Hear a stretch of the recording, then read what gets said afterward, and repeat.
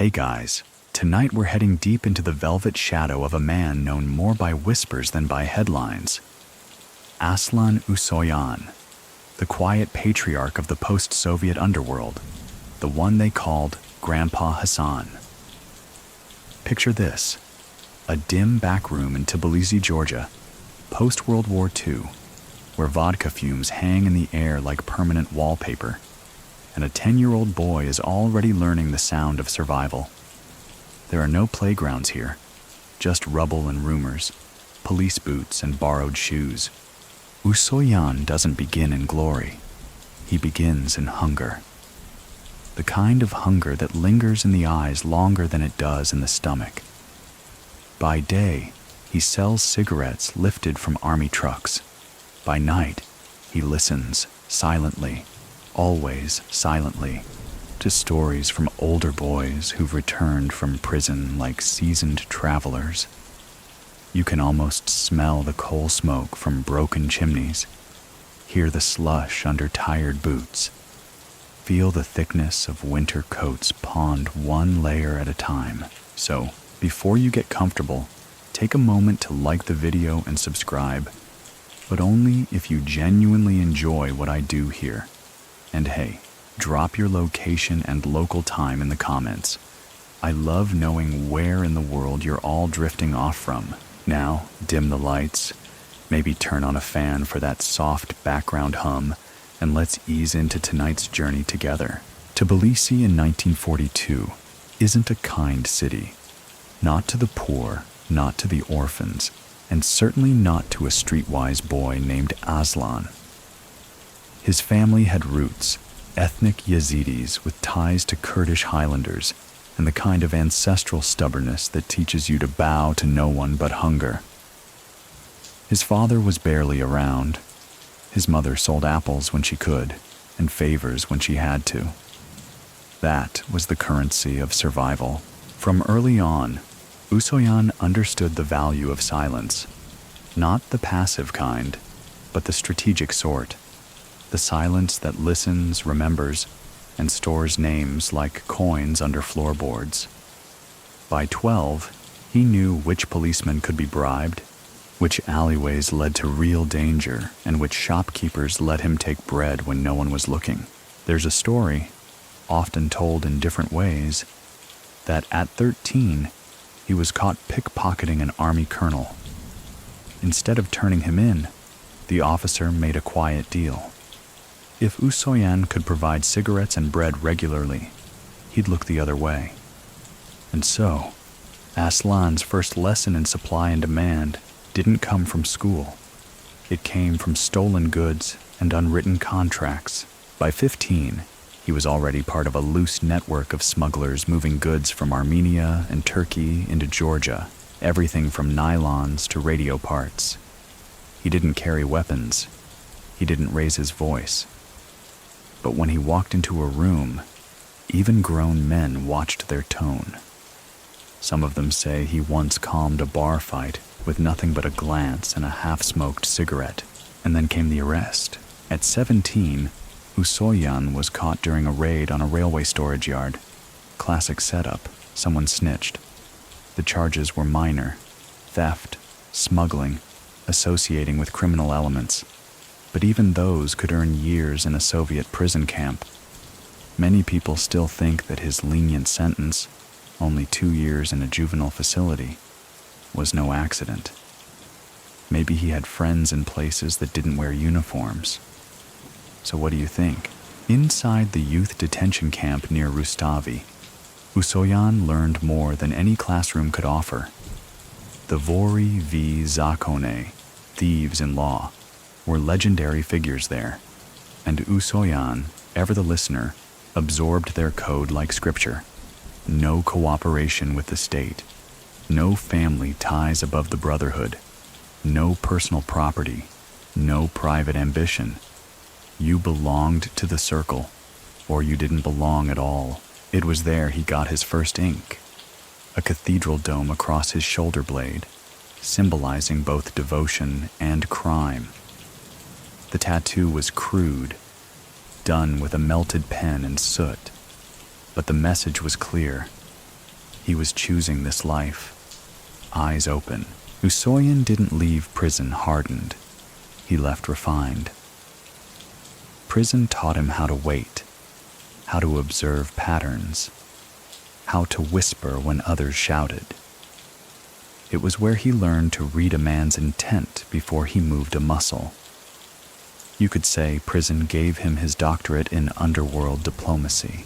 When he returned to Tbilisi in the late 50s, the city had changed, but so had he. Smuggling networks had tightened. The older guards were being pushed out by younger, more ambitious men who didn't always respect the code. But Usoyan, still barely in his 20s, moved through these circles like a veteran. He wasn't flashy, no gold chains, no loud cars. His favorite jacket was a second-hand velvet tracksuit, always clean, always pressed. He ate quietly, never drank to excess, and still carried bread in his pocket, like he might have to share it with a hungry boy at any moment. People started calling him Hassan, after a Turkish contact once joked that he looked more like a cafe owner than a thief. Like an old man named Hassan who sells sweet tea in silence. The name stuck. Grandpa Hasan, even though he was barely 30. He earned his place not through bloodshed, but through organization. If someone wanted a car moved from Batumi to Baku with no paperwork, Hassan had a route. If a merchant needed Albanian passports by the weekend, Hassan made it happen. But he never touched the goods himself. That was the brilliance of it. He built systems, not scenes. Some historians argue that this period, 1960s Tbilisi, was the golden age of Usoyan's intelligence work. Not in the spycraft sense, but in his ability to gather, process, and act on information faster than anyone around him. He once reportedly predicted a police raid 2 days before it happened, giving his crew enough time to not only disappear, but replace the contraband with sandbags just to mock the officers. Still, every king draws rivals. One of them, a man named Guram, known for knife fighting and bad poetry, accused Usoyan of cheating during a smuggling cut. Guram had followers. He also had a short fuse and a scar that reached from his temple to his lip. One cold evening, Guram confronted Hassan outside a tea house, expecting a brawl. But Usoyan just lit a cigarette, handed the man a small envelope and said, "Count it. If it's short, kill me. If not, buy shoes for your son." The envelope was exact, down to the ruble. Guram never challenged him again. Aslan Usoyan, Grandpa Hasan, was now more than a figure in the underworld. He was becoming a principle, a way of doing business, a style of surviving that didn't leave bruises, only obligations. Do you remember the day he gave that colonel his first carton of smuggled Marlboros? That wasn't just survival. It was the blueprint. A calm boy in a chaotic world, playing chess while everyone else swung sticks. By the early 1960s, Aslan Usoyan isn't just another name passed around low-lit taverns or whispered behind police stations. He's becoming a phenomenon with no fanfare. You won't find posters of him, no graffiti tributes on broken walls. Just a network of favors so well woven, it moves like fog. He operates from modest rooms with stained wallpaper and peeling window frames, but through them pass briefcases, men with no last names, and decisions that ripple across cities. There's a rhythm to his days now. Mornings start with thick black coffee, poured from a battered copper pot. No sugar, no interruptions. Then come the visits. Truck drivers, jewelers, young boys with trembling hands, and old men with too many ghosts in their eyes. Hassan listens to all of them, rarely speaking more than 10 words at a time. But every word lands like a verdict. In his absence, rivals rise and fall. Some try to wear gold rings and silk shirts to prove power. Hassan wears the same gray coat for years. It becomes a quiet statement. In the underworld of Georgia and Armenia, excess draws attention, and attention is a liability. Hassan teaches this with his silence. His reach extends now into Armenia's northern border, where Soviet controls remain tight, but corruption runs even tighter. He doesn't move guns or heroin. Not yet. He traffics in things like vacuum tubes, Western jeans, transistor radios, and Turkish tobacco. In the Soviet shadow economy, these items are currency, and he moves them without a single paper trail. It's during this period that historians believe Usoyan laid the foundation of his regional command chain. Many people still think that it was during a single winter in Yerevan that he finalized deals with Kurdish border runners, Azeri port officials, and a retired railway conductor who knew how to fake freight logs without missing a comma. So what do you think? Could one winter really tie together 4 nations and a half-dozen dialects? One of his most trusted associates is a former customs inspector named Miran, a man with arthritis in his fingers, but a perfect memory for names, debts, and marriage anniversaries. Miran never carries a weapon, only a small notebook bound in cracked leather. His handwriting is impossibly neat, like calligraphy with criminal intent. They say Hassan and Miran once rerouted an entire freight shipment of Latvian electronics meant for military installation and sold it to a Moscow theater company in need of lighting rigs. No one questioned it. The paperwork was perfect, the bribes well distributed, and the delivery 2 days ahead of schedule. But it's not just business that cements Hassan's rising reputation. It's mercy. He's known for letting small-time offenders go with warnings, for helping widows of men who once worked for him, for paying hospital bills without ever showing his face. In a world full of broken promises, his subtle decency becomes its own currency. Still, not everyone appreciates his methods. A gang in Kutaisi begins encroaching on one of his transport lines, hijacking trucks and beating couriers. Their leader, nicknamed Gala the Knife, wants to provoke a war. He's loud, flashy, exactly the kind of man Hassan despises. Instead of sending muscle, Hassan sends a chessboard. No note. Just a fine wooden set delivered to Gala's favorite cafe. For 3 days, Gala laughs about it until his second-in-command disappears. Then his bank accounts freeze. Then one of his mistresses is deported to Moldova on false charges. No violence, just erasure. On the 5th day, Gala returns the chessboard, along with a bottle of expensive Armenian cognac and an envelope containing 50% of his territory's earnings. The message is clear. This game ends with checkmate, not blood. During this period, Usoyan's nickname, Grandpa Hasan, gains traction beyond Georgia. It spreads among Armenian port runners, Chechen brokers, and even a few Lithuanian smugglers passing through Moscow. The name implies wisdom, stability, and something far more dangerous: patience. He begins traveling more, but never with fanfare. No motorcades, no big spending. He prefers trains to planes, likes silence more than company, keeps his meetings short and his eye contact long. On one occasion in Grozny, he meets with 3 separate factions in a single day, all of whom are at each other's throats, and walks out with promises of non-aggression. How? He listens more than he speaks, and when he does speak, no one interrupts. At night, he writes. Not confessions or memoirs, just notes, thoughts, patterns, lists of names and cities. Some say he even kept track of who owed him not in rubles, but in favors. a tailor in Odessa, a customs official in Rostov, a poet in Samarkand who once wrote him a song in exchange for smuggled penicillin. And it's during this time that he becomes more than a figure. He becomes a theory. Some say he's backed by the KGB. Others claim he's protected by the Armenian Church.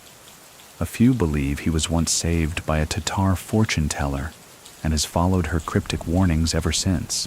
Whatever the truth, it doesn't matter, because people act like it's real. That's power. One historical fact that often gets missed is how the Soviet government, in a desperate attempt to curb black market inflation in the 1970s, inadvertently created more opportunities for men like Hassan. By introducing strict price controls on basic goods, they ensured that only the underworld could meet demand.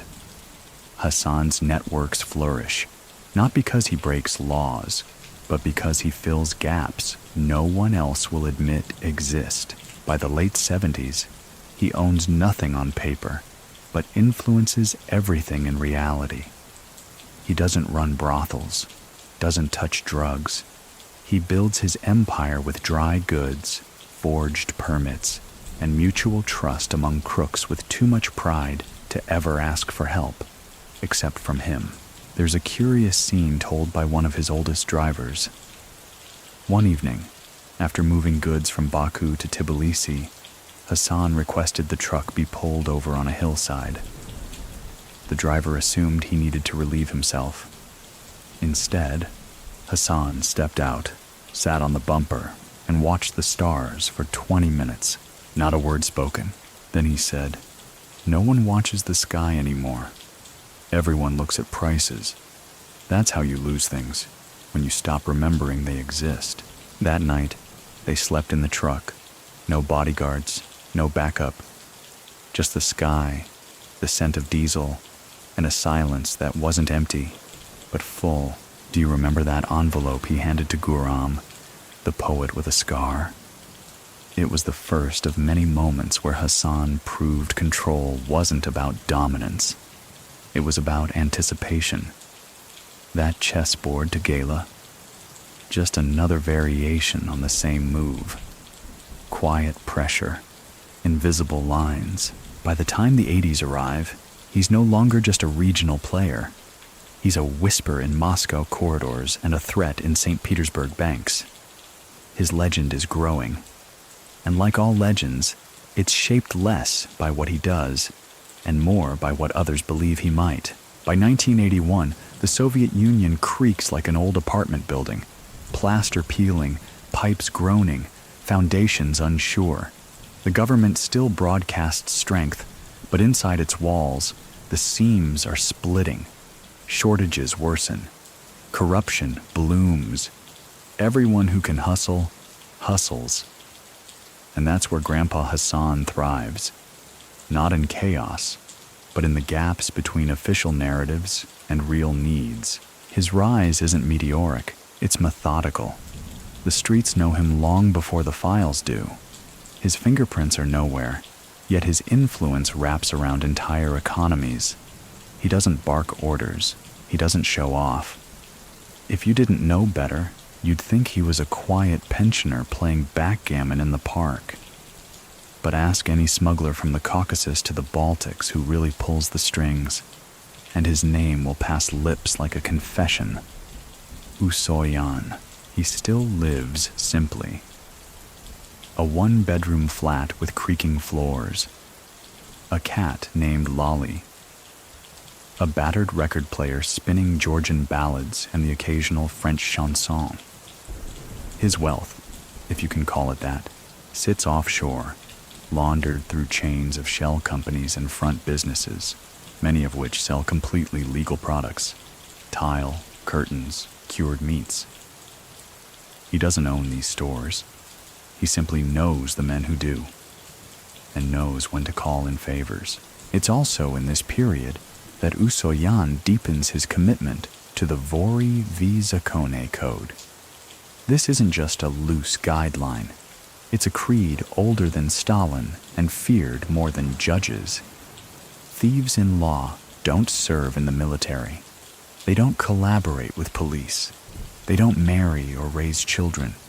Above all, they remain loyal to the Brotherhood, even when it costs them everything. Now, Grandpa Hasan bends the code, but never breaks it. Many people still think that he had a secret family tucked away somewhere in Armenia, perhaps a son, maybe even a wife, but no one's confirmed it. So what do you think? Could the most disciplined thief-in-law really hide such a contradiction? In public, he honors the image, never photographed in a police lineup, never arrested for anything more serious than disturbing public order, which usually means outsmarting the wrong official. His record is almost clean, almost, and that's intentional. Because men like Hassan don't just avoid prison. They design their lives so even their enemies can't remember what crime to charge them with. Behind closed doors, he trains younger men in the code, not through lectures, but by example. If a courier messes up, he doesn't yell. He simply hands the boy a cup of strong tea and tells him a story about a shipment that arrived 2 hours early and ruined everything. The lesson isn't punishment, it's precision. There's a quiet night in Rostov that becomes a turning point. Hassan meets with 3 regional bosses at a rundown bathhouse. The floors are slippery, the lights flicker, and steam curls like smoke between them. Each boss controls a slice of territory, a port, a factory district, a highway. They want to carve up new ground. They want control over the trucking routes from Sochi to Samara. Hassan listens, says nothing, lets them argue. After an hour, he places 3 walnuts on the table and says, "Crack one too early, it's bitter. Crack it too late, it's empty. Know your season, that's all." He leaves, and just like that, the meeting ends. Within a week, the bosses come to him individually, asking for his arbitration. He divides the routes fairly, with margins that favor no one. They all thank him. They all owe him. He never asked for payment, but debts, in his world, aren't counted in rubles. It's around this time that his wardrobe becomes even more subdued, always in muted browns or grays, thick wool coats, flat caps. His shoes are old but always clean. He smokes only occasionally, preferring black tea with lemon and mint. His most lavish indulgence? A hand-carved walking stick he never needs but always brings to meetings. Not a weapon, just a reminder that power doesn't have to shout. One historical detail that slips past many is how deeply embedded the black market was in Soviet economics by the 1980s. The Chekhoviks, underground factory owners, produced everything from leather jackets to shampoo, and Hassan acted as the oil in their gears. He didn't own factories, but he knew who needed what, where, and when. His men made sure trucks arrived full and left empty, without raising eyebrows or triggering audits. There's also the matter of the gold. In 1983, a scandal rocks the Georgian SSR. A vast gold smuggling operation gets exposed involving regional officials, jewelers, and even a bishop. While the public reels from the news, insiders murmur a different story. Some believe Grandpa Hasan orchestrated the bust himself to clear out rivals who got too loud, too messy. After all, none of his people were arrested. The safe houses remained untouched, and within months, several of the arrested men's territories were absorbed into Hassan's network, quietly, cleanly. This is when he begins earning another nickname among his inner circle, the Velvet Knife. Soft in presence, sharp in consequence. There's an old legend, half joke, half truth, that in 1985, Mikhail Gorbachev was handed a dossier warning about the scale of the black market, and Usoyan's name was mentioned. not as a criminal, not as a threat, but as a stabilizing figure in informal supply logistics. You heard that right. The government may have quietly appreciated what he did, even if they couldn't say it out loud. But even stability attracts challengers. A young upstart named Arson begins skimming from Hassan's shipping lines in the Black Sea region. He thinks the old man won't notice. He's wrong. But rather than retaliation, Hassan does something unexpected. He invites Arson to dinner. The meal is simple: fish, bread, olives.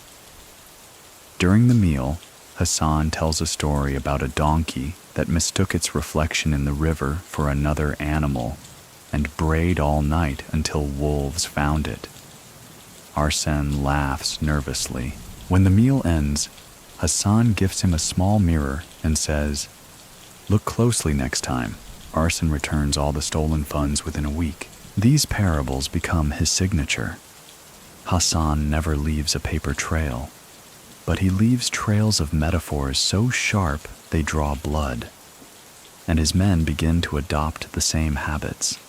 No threats, no shouting, just chess, tea, and perfectly timed consequences. Do you remember Miran, the arthritis-ridden accountant with the memory of a vault? He's still by Hassan's side, though now walking with a limp and a permanent scowl. When Miran suffers a mild stroke in 1987, Hassan pauses all operations for 3 days, just to sit by his hospital bed, sipping tea and reading aloud from an old Persian poetry book. That's loyalty. That's family, even if it's unofficial. By the time the Soviet Union begins to crumble, Hassan has done something remarkable. He's created stability inside instability. He isn't just navigating the black market anymore. He's building a new map entirely. And when borders shift, currencies collapse, and law enforcement turns into bribed security forces, Hassan doesn't panic. He leans forward, smiles faintly, and says, "Now we begin. The Soviet Union doesn't collapse all at once. It cracks slowly, like ice under pressure, groaning, protesting, resisting. Then one morning in December 1991, it's just gone. An empire reduced to news headlines and new flags. But where most people see confusion and freefall, Grandpa Hasan sees a blueprint. He doesn't toast the occasion, doesn't wave any flags. Instead, he sits alone on his balcony in Tbilisi, wrapped in an old wool coat, watching the sunrise pour over a city suddenly without an anchor. The street below bustles with men desperate to exchange rubles for dollars, teenagers hawking pirated cassettes, and ex-soldiers looking for work they swore they'd never need. Hassan lights a cigarette, takes one drag, and says, "Now the real thieves arrive." And he's not wrong. The early 1990s become a feeding frenzy. Men who once wore suits to party meetings now carry pistols under their jackets. Factories are auctioned off at insult prices. Oil routes are rewritten with gunfire. Oligarchs rise overnight and disappear just as fast. It's chaos with paperwork, and it's exactly the kind of chaos that Grandpa Hasan was born to navigate. But he doesn't do it like the others. While brash men are throwing lavish parties and hiring ex-Spetsnaz as bodyguards, Hassan keeps his circle small and his tone smaller. His secret weapon? Order. In a post-Soviet world where everyone's improvising, he sticks to a method. He begins building something new, a network of influence that stretches across former Soviet republics: Kazakhstan, Armenia, Moldova, Ukraine. Couriers become diplomats, smugglers become accountants, and Grandpa Hasan, still in his same velvet coat, becomes something more than a thief-in-law. He becomes a balancing weight. One historical fact often overlooked is how quickly post-Soviet black markets filled needs once handled by the government. Food distribution, medical supplies, even pension schemes. When the state faltered, the underworld stepped in. Hassan wasn't just trafficking goods. He was stabilizing lives, quietly and effectively. In Moscow, he sets up a modest headquarters, a nondescript office above a kebab shop. No nameplate, no guards, just a curtain drawn over a window and a faint smell of grilled lamb. From there, he orchestrates a system of safe trade, ensuring that certain routes remain neutral and bloodless. He forms informal pacts with Chechen warlords, Georgian ex-generals, and Azeri oil middlemen. They all respect him, not because he demands it, but because he offers something no one else does: predictability. If you deal with Grandpa Hasan, you know two things. He will keep his word, and if you break yours, you won't see it coming. It's also around this time that he begins laundering money more creatively. His front businesses multiply: bakeries in Baku, textile warehouses in Bishkek, cultural foundations in Yerevan. But the most brilliant of them all? A string of mid-level kebab franchises across Russia and Eastern Europe. Each one modest, each one busy, each one a perfect cover for moving small amounts of cash, untraceable, humble, and most importantly, delicious. People joke that Grandpa Hasan is trying to feed the world one skewer at a time. But behind the jokes lies an empire disguised as a lunch menu. His critics say he's too soft, that he avoids violence, that he lets rivals grow too close. But Hassan knows something they don't. When you hold the map, you don't need to hold the gun. That doesn't mean he avoids danger, quite the opposite. In 1993, one of his convoys is hijacked outside Volgograd. 3 men killed. The cargo, medicine meant for a children's clinic in Donetsk, is stolen. The underworld waits to see how Hassan will react. Will he send a crew? Burn down something symbolic? But instead, he does something subtle. The hijackers are arrested 2 weeks later, not by Hassan's men, but by federal agents tipped off by an anonymous source. Their weapons are found buried under a barn. One dies in custody. Another disappears en route to trial. The third, strangely, is released and then vanishes. Hassan says nothing, but a new rule echoes across his network.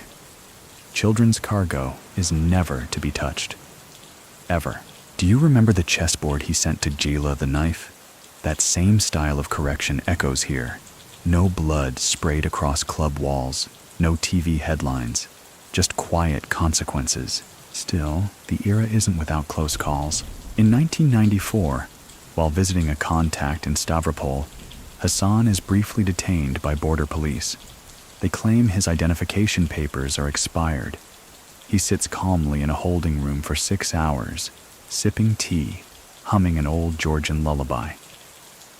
By hour 7, a call comes through from Moscow. He's released immediately. No charges, no questions.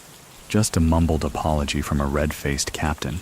Some believe it was a test, someone probing his limits. Others think it was a rogue faction trying to make a name. So what do you think? Was Grandpa Hasan truly untouchable? Or just always one whisper ahead of the storm? Around this time, his cousin enters the picture, Tariel Oniani. Sharper, younger, and far more willing to break bones to make a point. The two grew up close but took different paths. Tariel believes in force, in declarations, in reputation. Hassan believes in memory, in whispers, in arrangements that last longer than fear. Their reunion is tense. Over a slow meal in a cabin near Sochi, the cousins speak for hours, mostly in parables. A shared bowl of stew. Discussions about borders, about trust, about ambition. No threats, no shouts. Just 2 men circling a decision they both already understand. After that meeting, Their territories remain separate, but lines are drawn in smoke, not stone. It's worth noting that many Underworld analysts at the time viewed Hassan as a gentle enforcer. A contradiction. But in a decade defined by chaos, contradictions survive. He remains a paradox wrapped in a wool coat. Every year, he visits a small monastery outside Tbilisi. Not to pray, just to sit. He brings gifts, books, candles, sacks of flour, never asks for anything. The monks say he never stays more than 30 minutes, just long enough to be remembered, not questioned. In the winter of 1996, he's seen slipping cash into the coat pocket of a blind accordion player on the Moscow metro. No one would have noticed, except the player saluted him without turning. How did he know it was Hassan? Some things don't need eyes, just presence. And as the 90s stretch on, Usoyan continues to operate without headlines, without scandal, without ever needing a bullet to introduce himself. The men who cross him disappear from the story, not with fanfare, but with eerie ease.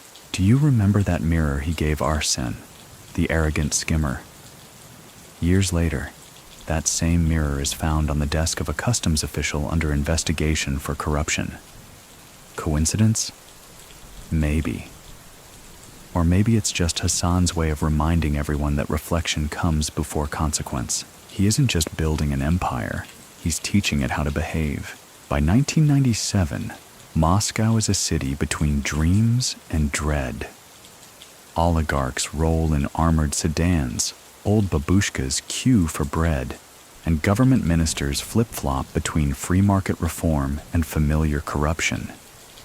It's a city held together with duct tape and dollar bills, and somewhere above a nondescript kebab shop near Tverskaya Street, Grandpa Hasan sits at a small wooden desk with a steaming cup of tea, listening to 5 men explain why they just lost 30,000 euros of his money.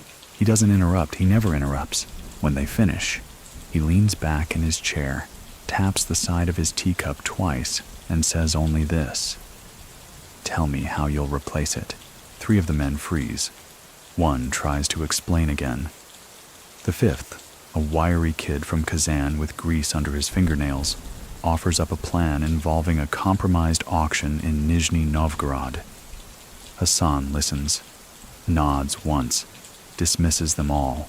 The money is recovered 6 days later, and the Kazan boy is now in charge of logistics for 4 major routes. See, in a city where bullets are cheap and patience is rare, Grandpa Hasan is building something rarer still, a meritocracy. Not the kind you find in textbooks. This one's written in deeds, silence, and solved problems. Men don't rise by loyalty alone. They rise by results. And once they rise, they learn never to stand taller than the old man who gave them their foothold. Hassan's network is growing beyond borders now. It's not just Georgia, Armenia, and southern Russia. It's creeping into Ukraine, Belarus, even parts of the Baltics. Not through conquest, but absorption. Small crews under pressure fold into his system like threads in a larger tapestry. One mainstream historical fact often missed: during the post-Soviet privatization era, more than 50% of key business assets in certain regions were believed to be under indirect criminal influence. But what set Hassan apart was that he didn't crave the spotlight. He didn't bid on TV stations or parade with celebrities. He made his moves in basements and border posts, not boardrooms. The way he works is simple, but brilliant. Each city has a coordinator. Each coordinator reports not weekly, not monthly, but when there's something to say. There are no standing meetings, no offices with logos, just couriers, burner phones, coded phrases, and shared values. And kebab shops, always with the kebab shops. They become his signature. Modest eateries with consistent quality, clean restrooms, and untraceable cash flow. Some say he personally tests the shawarma at every new location. That might be a myth. Then again, knowing Hassan, it might also be a very quiet ritual. But money is never the final goal. It's a tool.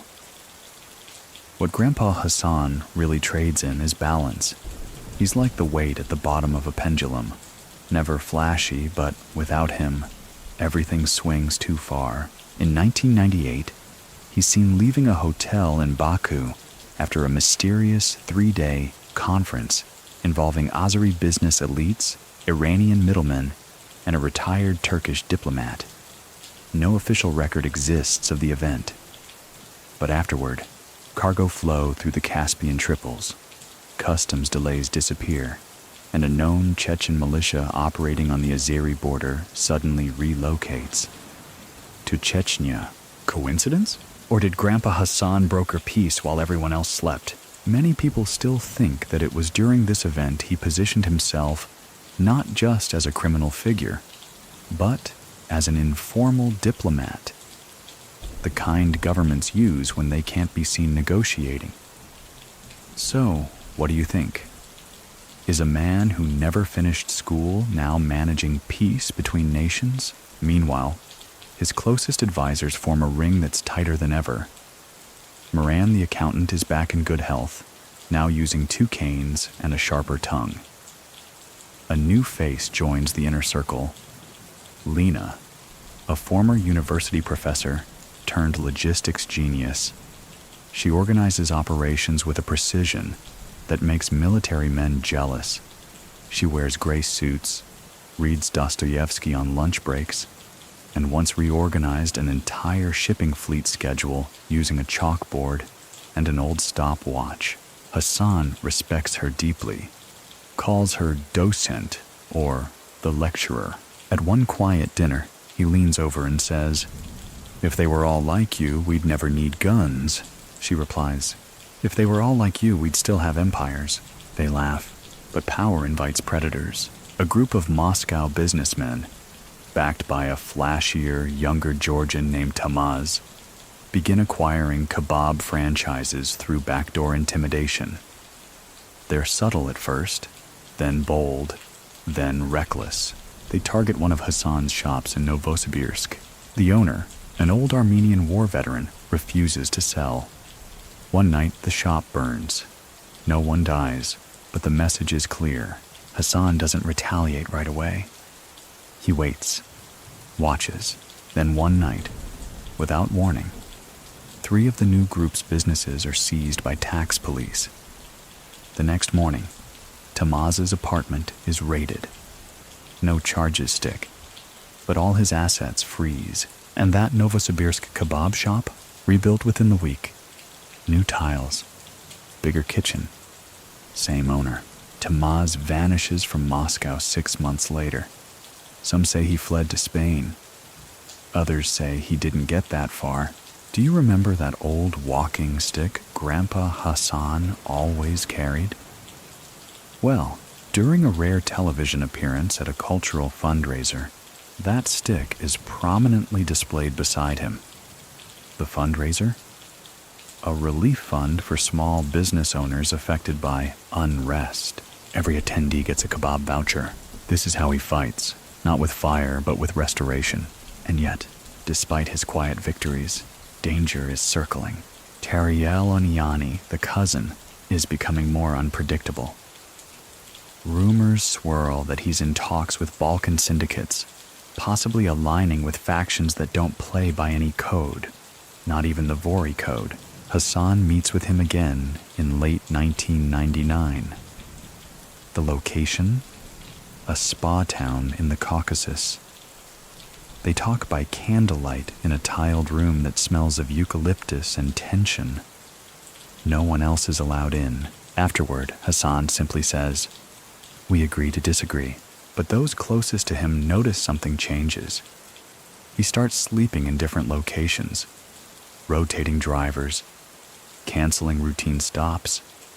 Grandpa Hasan is preparing for a storm, even if it hasn't started raining yet. And then there's the letter, delivered in the lining of a fur coat. stitched in thread only visible under UV light. Who sent it, no one knows.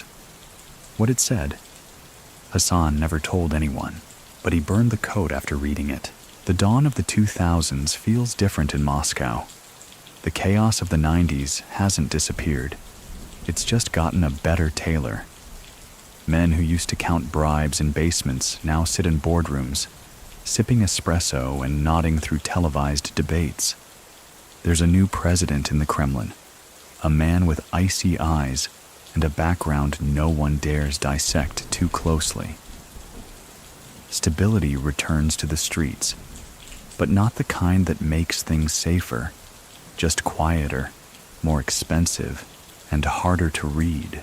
And right in the middle of it all is Grandpa Hasan, still wearing the same wool coat, still eating the same plain meals, still running one of the most far-reaching and peaceful criminal networks the post-Soviet world has ever seen. But something shifts. It begins subtly. A few of his usual contacts stop returning calls. One of his transport coordinators in Odessa is picked up by security forces and then quietly released, minus 2 fingers. A bank account in Belarus suddenly freezes. No reason given, no appeal accepted. Someone is testing the waters. Someone with reach, with silence, and with an understanding of where Hassan's network lives. Hassan doesn't panic. He rewinds. He pulls his senior lieutenants closer, cuts travel schedules in half, and tightens controls on every single operation. No more improvising. No more informal favors.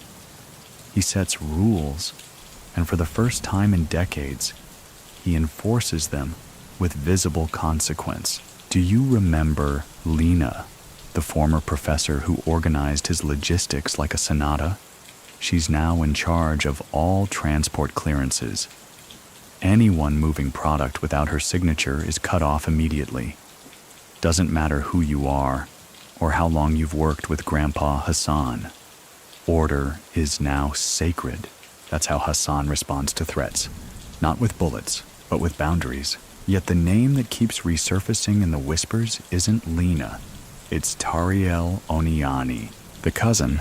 Some say Oniani has made deals with factions outside Russia, Georgian cartels, Albanian traffickers, even rogue Turkish intelligence officers. He's amassing influence at a speed that worries people who don't usually worry. And his methods? Loud, cruel, strategic only in the short term. Hassan watches carefully. He meets with old allies in Yerevan, Kiev, and Batumi. He doesn't ask for protection. He just reminds them of favors repaid, systems built, blood avoided. Still, the lines are being drawn.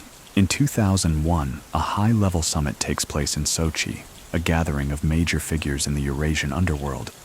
Some call it a peace meeting. Others whisper it's a war council. Hassan attends, not as a guest, but as a referee. He arrives late, wearing a scarf that's been mended 3 times. No entourage, no gun. Inside the marble-walled banquet room, he listens to hours of posturing, borders disputed, shipments lost, men killed without apology. He says nothing until dessert, when someone makes the mistake of asking him what he thinks. He replies, "When dogs fight over bones, the forest doesn't notice. But when wolves move silently, the forest listens." The room quiets. No one asks him anything else. This is where he excels, not with charisma, but with clarity. He makes people remember that order isn't given, it's kept. But the quiet doesn't last. In 2002, one of his safe houses in Krasnodar is raided. It's a clean operation. No gunfire, no press. Just boxes taken, ledgers confiscated, and 3 of his men arrested. All 3 are released within 48 hours, but none of them speak again. One moves to Cyprus. One joins a monastery. The 3rd disappears entirely. It's the first time in years that Hassan seems rattled. He begins shifting assets, not out of Russia, but deeper underground. He moves his communications off phones and onto handwritten messages, delivered by couriers who don't know what they're carrying. He stops meeting in cities, prefers dakas, bathhouses, sometimes even fishing boats. The paranoia isn't just self-preservation, it's recognition. Grandpa Hasan knows something most of his rivals don't. The new Russian state isn't just powerful, it's surgical. It doesn't crush you, it forgets you. Still, his reputation holds. Even as younger factions chase after drugs, weapons, and fast blood, Hassan continues his quiet empire of logistics, permits, bribery, and resolution. He handles 80% of border-based disputes between criminal groups without a single body falling. He's not a Don. He's not a capo. He's a climate system, so deeply embedded in the underworld that if you tried to remove him, the temperature would change in 20 cities. Many people still think that his restraint in this period cost him more than he admitted, that he could have moved into narcotics, cornered major routes through Chechnya and Dagestan, and doubled his power overnight. But instead, he held back. So what do you think? Was it wisdom or weakness? One historical detail worth noting. During the same period, Russian intelligence began tracking organized crime not as an external threat, but as a domestic asset. In several cases, figures like Hassan were both monitored and, unofficially, tolerated, as long as they maintained order and avoided headlines. And that's exactly what he did, until 2003. That spring, a man named Timur, a mid-level enforcer turned errand boy, makes a critical mistake. He skims from a fuel contract under Hassan's protection. Not much, maybe $15,000. Enough for most people to shrug and move on. But Grandpa Hasan calls for him personally. They meet in a quiet apartment near Kurskaya station. Tea is served. The window is open. No guards present. Hassan doesn't yell. He doesn't accuse. He just tells a story about a man who once stole a sheep from his cousin. That man later died during a flood because his cousin no longer came to help when the river rose. Timur returns the money, every ruble. Then he leaves Moscow, never to be seen again. Do you remember the chessboard from Gala the Knife? Or the mirror for arson? This tea session with Timur is cut from the same cloth. Grandpa Hasan doesn't destroy men. He redirects them, but he's running out of time. By 2004, surveillance increases. Friends go silent. Alliances weaken. Tariel Aniani is gaining favor in circles that don't play by Vory codes. That don't play at all. They dictate. And somewhere inside the state apparatus, someone has decided that Grandpa Hasan's quiet power might not be worth the comfort anymore. Still, he continues, unflinching. He celebrates his birthday in Tbilisi with a plate of olives, a glass of wine, and one song played 3 times in a row. Suliko, the old Georgian melody about loss and longing.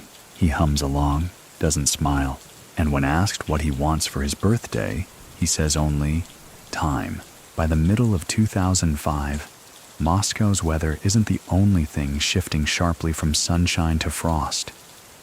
The city's underworld, once held loosely together by mutual favors and grandfatherly nods, begins to splinter beneath invisible pressure. Something's changed in the air, and Grandpa Hasan can feel it in his bones, even before others start noticing. He doesn't need headlines to know the game's evolving.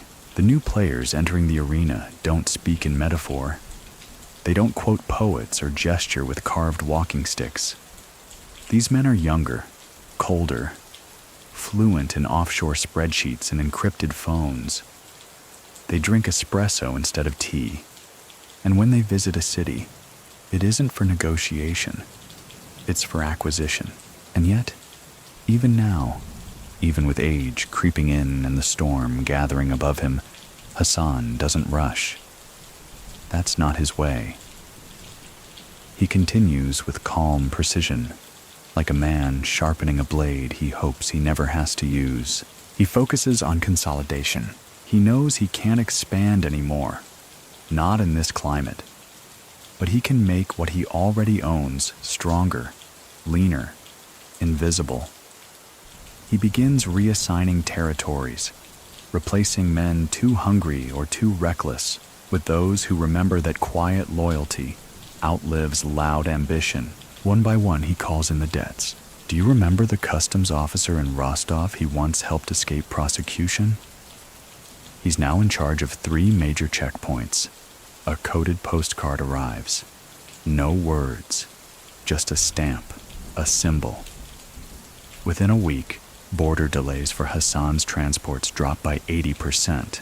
A meat distributor in Vladikavkaz, once bailed out of bankruptcy by a phone call from Lena, suddenly finds himself with new refrigeration trucks and a quiet partner with no name. Business booms, and a portion flows right back into Hassan's network. There's no panic, just adjustments, reinforcements, graceful exits. And as usual, it's all done under the scent of lamb fat and mint tea. But then something happens that even Grandpa Hasan can't brush aside. A courier named Rusik, trusted for nearly a decade, is found dead in a frozen canal outside St. Petersburg. No bruises, no signs of robbery. Just gone, erased like chalk off wet pavement. Rusik carried no incriminating documents, no names, just memory. And his absence sends a shiver through the old man's system. Hassan doesn't weep. He doesn't bark orders. He simply walks into his back room, takes down a photograph, black and white, creased at the edges, from a hidden drawer, and burns it slowly over an ashtray. No one knows who was in the photo. But Moran, watching from the kitchen, crosses himself for the first time in 20 years. The following week, a new layer of precautions appears in the network. No more verbal confirmations. From now on, every transaction is sealed with a specific gesture. Left wrist touch, then eye contact, then a whispered Georgian proverb. The wind respects no fence. If any part of that code fails, the deal is void. It sounds archaic, but in a world where cell phones betray, Hassan trusts tradition over technology. Many people still think that this was the moment he became paranoid, that he stopped trusting even his own lieutenants. So what do you think? Was he protecting his empire or surrendering to fear? One mainstream historical fact? By 2005, Russia's Federal Security Service, FSB, had dramatically increased its quiet cooperation with certain underworld figures. Not alliances, just mutual understandings. Keep order, avoid press, deliver when asked. Hassan refuses to play that game. He never denies favors to the state, but he never offers allegiance either. That puts him in a category that's both respected and expendable. Useful until he's not. Meanwhile, Tariel Oniani continues growing in power, feeding off instability like mold in damp corners. He recruits men discarded by other factions, bruisers, ex-cops, volatile youth with nothing to lose. He offers them cash, guns, and revenge. The old codes mean little to them, and in 2006 something unthinkable happens. A summit is arranged, not in Sochi, not in Tbilisi, but in a dacha estate outside Moscow. Remote, forest-ringed, guarded like a war bunker. Leaders from across the ex-Soviet criminal world are invited. Not all attend, but enough do to make it dangerous. Grandpa Hasan arrives late, as always. The car is dusty. The tires are ordinary. The man stepping out of it wears a plain suit, a felt hat, and an expression carved from basalt. He is greeted by a quiet nod from an Armenian boss he once saved from a tax fraud scandal. A Ukrainian fixer offers him tea. A Moldovan enforcer moves aside without being asked. And then there's Teriel, slick, muscular, eyes like cracked obsidian. He doesn't smile, but his silence screams challenge. The meeting begins. Topics are predictable. Logistics, territory overlaps, the rise of new state pressures, digital surveillance. But the unspoken subject, the real gravity in the room, is the power vacuum. Everyone knows a change is coming. They just don't know from where. Hassan speaks sparingly. When he does, people listen. He talks about long roads, about balance, about not waking the sleeping bear. He never names the Kremlin, but he doesn't need to. Everyone understands. Teriel, when he speaks, is blunt. The old ways are over. The world belongs to those who act, not those who wait. There's a pause. Hassan places a sugar cube in his tea, lets it dissolve. Then he replies, "Some fires burn fast. Others warm a home for generations. The trick is knowing which one you've lit." The meeting ends in a draw on the surface, but tensions remain. Do you remember the mirror he gave to Arson, the skimmer? That lesson about reflection seems more relevant now than ever. Hassan returns to his kebab shop office that evening. Doesn't speak for hours, just sits in the dark, tracing circles on the desk with his index finger. And then he begins writing, not ledgers, not plans. A letter. Longhand, thick paper, unfolded once, then tucked into a brown envelope. The recipient is unknown. The courier who delivers it is blind in one eye, walks with a limp, and hasn't been seen in Moscow since. Lena asks him later that week what the letter said. Hassan just smiles. "Instructions," he murmurs, "in case I forget who I was." In the months that follow, Grandpa Hasan reduces his physical movements. No more long train rides, no more appearances at weddings or funerals. His circle narrows to less than a dozen people, but his influence, it expands. He becomes a ghost that touches everything. Permits approved in his name. Wars averted with a word. Smuggling routes rerouted to avoid bloodshed. Yet, underneath it all, there's a hum. A low, steady drumbeat of change, of threat, of legacy questioned. And still, he waits, because Grandpa Hasan knows something no one else in that dacha did. You don't win by shouting in rooms of men with knives. You win by making sure the floor beneath them shifts before they ever stand. By early 2007, Moscow wears a new face. Steel, glass, and ambition. But behind it, the same old shadows. The skyline stretches upward, but the underworld digs deeper. Flashy new players light cigars with euros and pose for photos with pop stars, but no one's quite sure who really owns the city's silence. Except for a small group who still meet in back rooms with bad lighting and perfect memory. They know. Grandpa Hasan is still the name whispered when things go sideways. He may not walk the streets like he used to. His spine aches now. His eyes water in cold wind. But when he lifts his teacup, people still listen.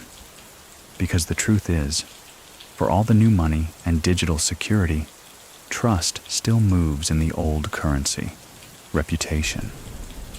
And Hassan's reputation has aged like oak, deepened like dusk. That spring, a shipment of Turkish textiles meant for quiet laundering arrives early at the wrong port in Novorossiysk. It's a small mistake, logistical, maybe even innocent, but it triggers a chain reaction. 2 warehouses are audited. A mid-level broker is questioned. A minor scandal brews. Hassan doesn't scold.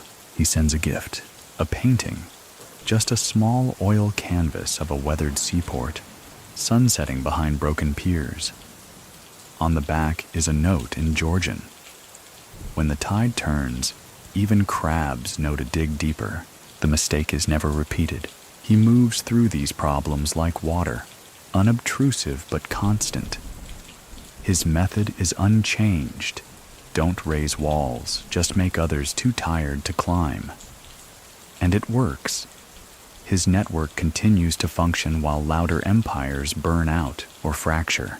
But trouble doesn't need fanfare. In July, 2 of his longtime border fixers, brothers from Dagestan, are arrested in a coordinated FSB sting.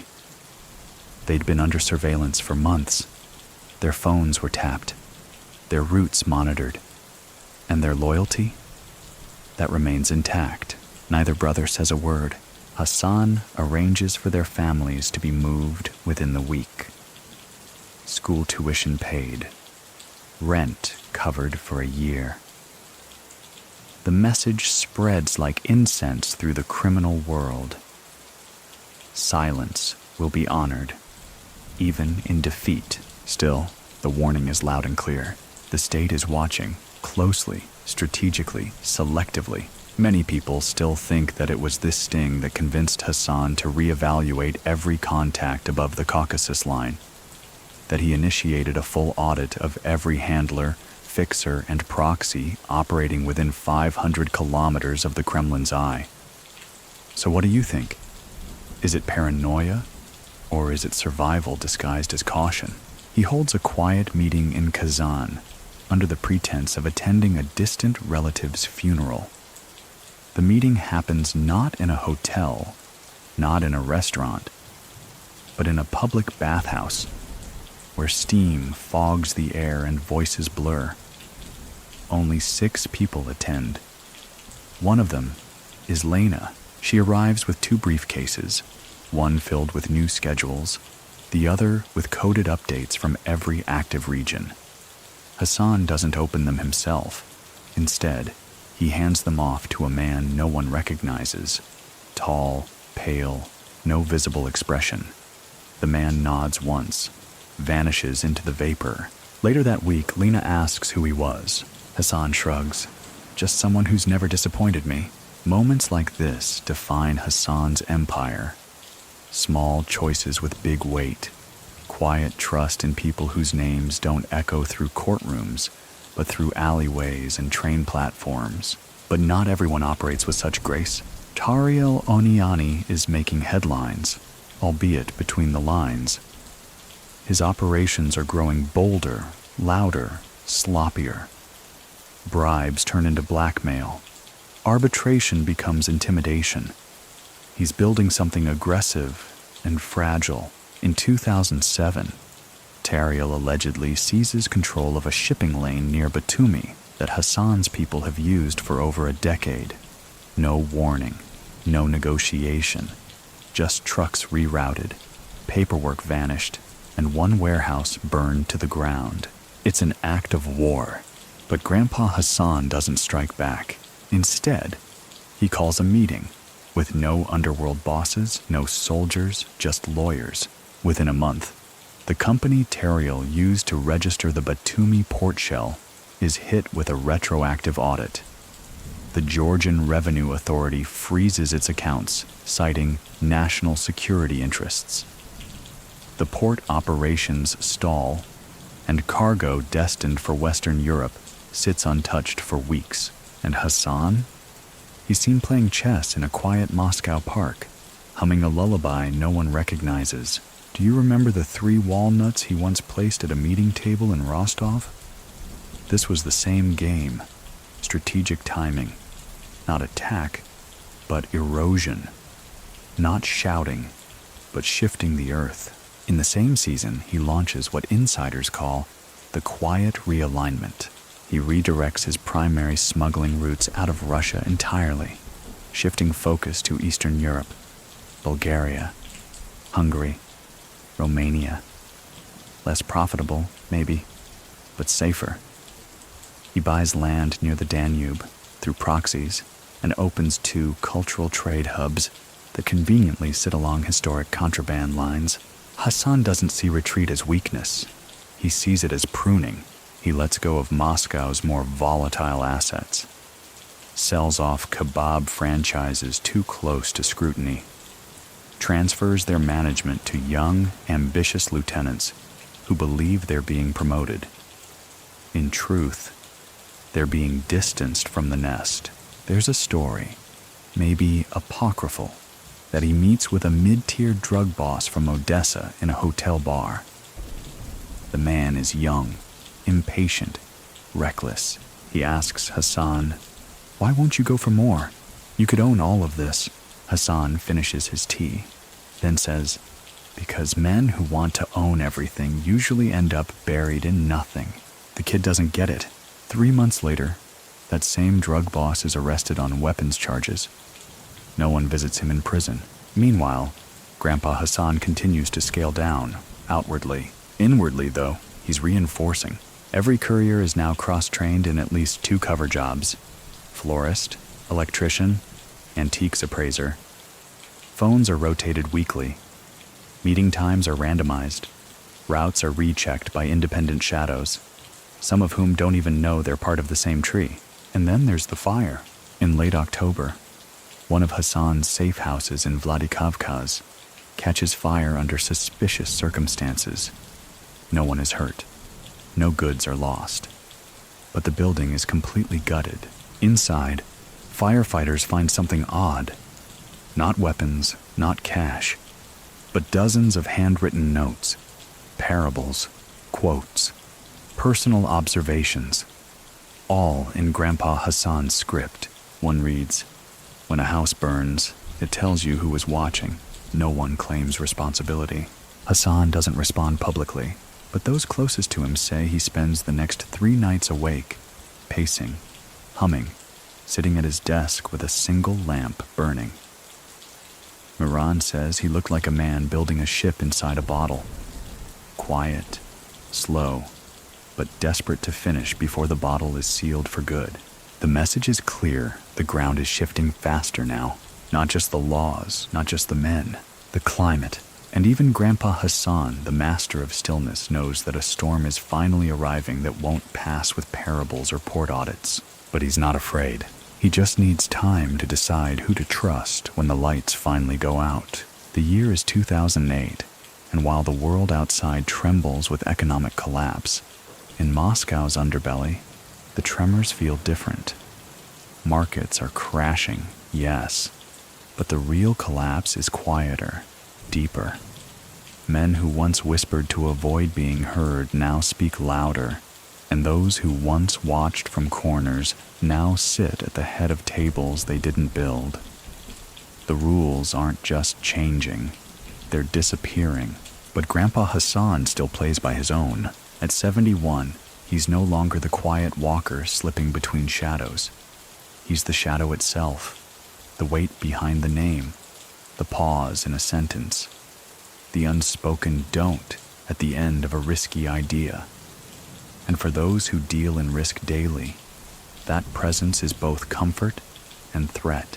This is the year he starts using an alias more publicly. Hassan becomes shorthand not just for a man, but a system, a code, a style of doing business. You don't say his full name. You don't ask where he is.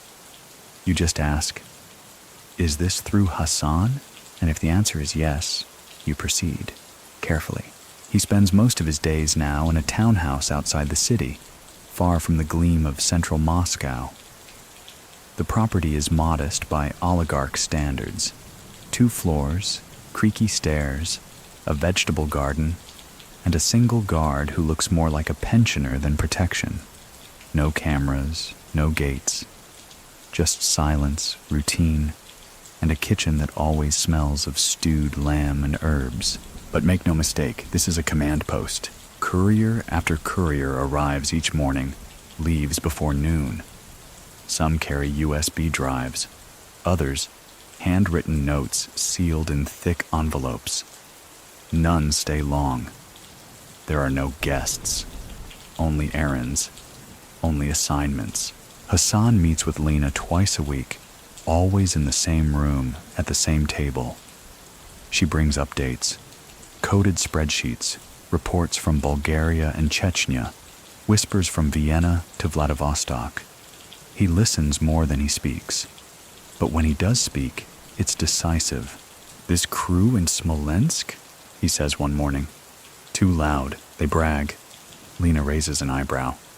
We could have them warned. Hassan shakes his head. We don't teach lessons twice, and they're gone within the month. But even as he prunes his empire like a bonsai tree, a new issue emerges. Money, specifically digital money, crypto, offshore routing, layered bank wires through Cyprus and Belize. It's the future, and it terrifies the old guard. Not because it's hard to understand, but because it's too easy to lose track. Hassan doesn't trust things that don't weigh anything. Still, he adapts. He brings in a young Belarusian named Victor, former finance student, coder, thief. Victor speaks 3 languages and wears glasses he doesn't need. He presents a plan to digitize a portion of the network's assets. It's clean, secure, untraceable. Hassan listens, nods, then asks one question. What happens when the power goes out? Victor pauses, then smiles. That's why we keep some in sheep and cheese.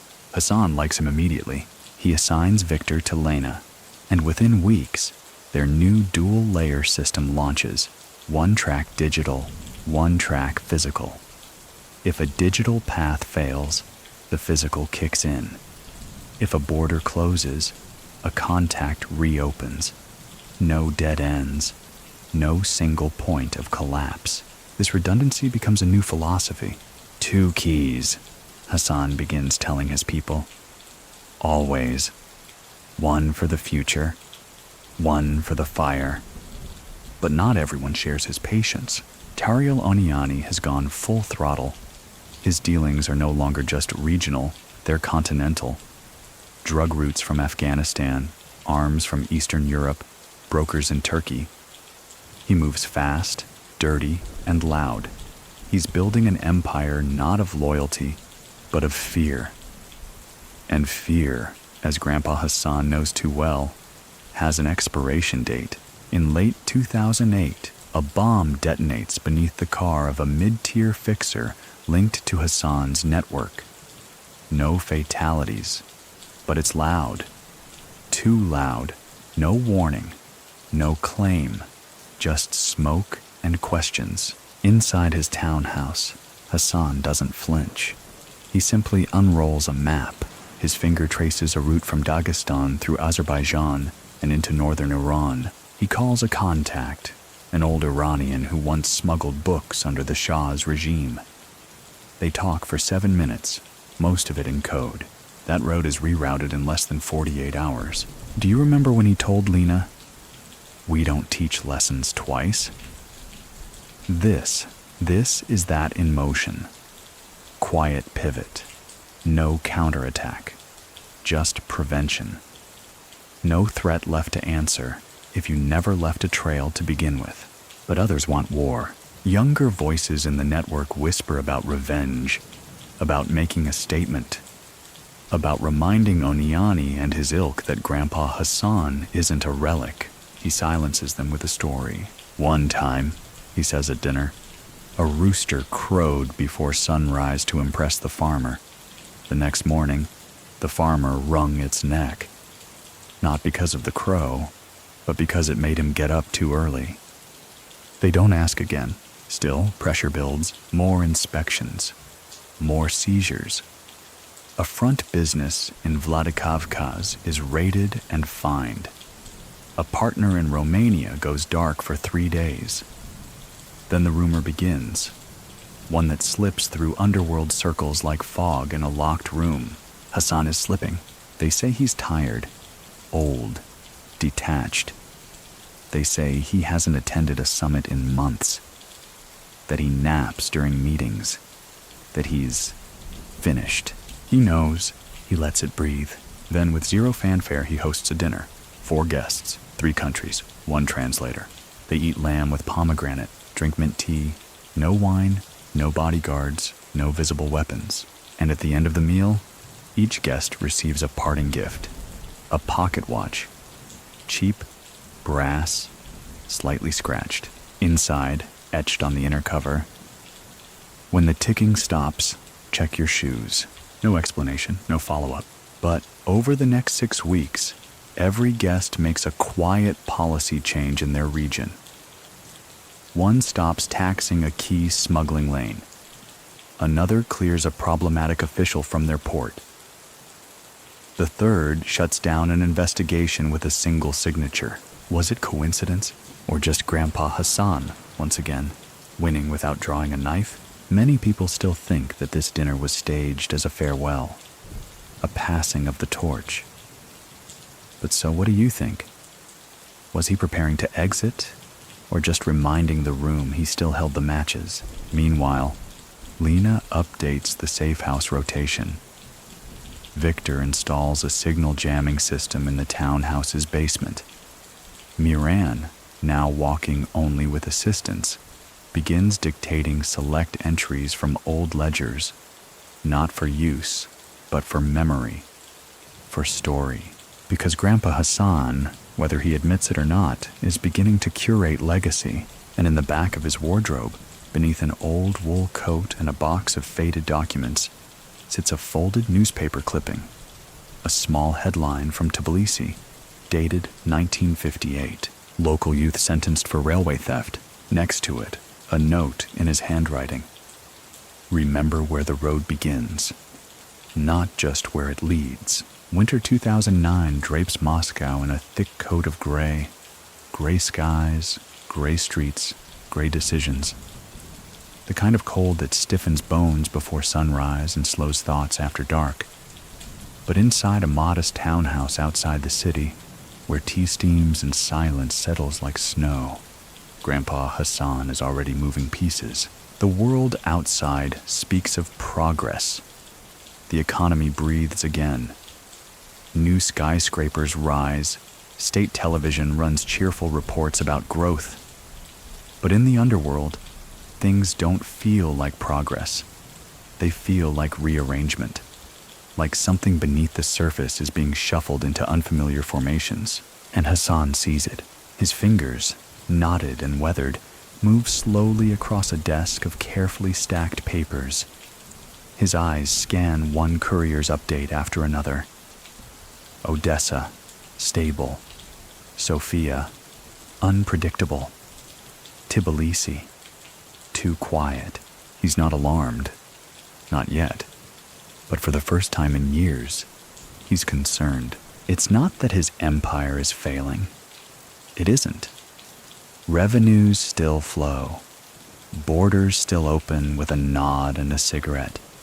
Couriers still use phrases he coined 30 years ago. But there's something new now. Something he's never liked. Visibility. Hassan's operations, once legendary for their invisibility, are now being named in closed-door reports. Not formally, not loudly, but often enough to know someone, somewhere, is lifting the rug. It starts with a journalist, young, ambitious, digging into kebab shop tax filings. Then comes a parliamentary memo, quietly leaked, that references cultural syndicates influencing economic flows. Then, worst of all, a speech.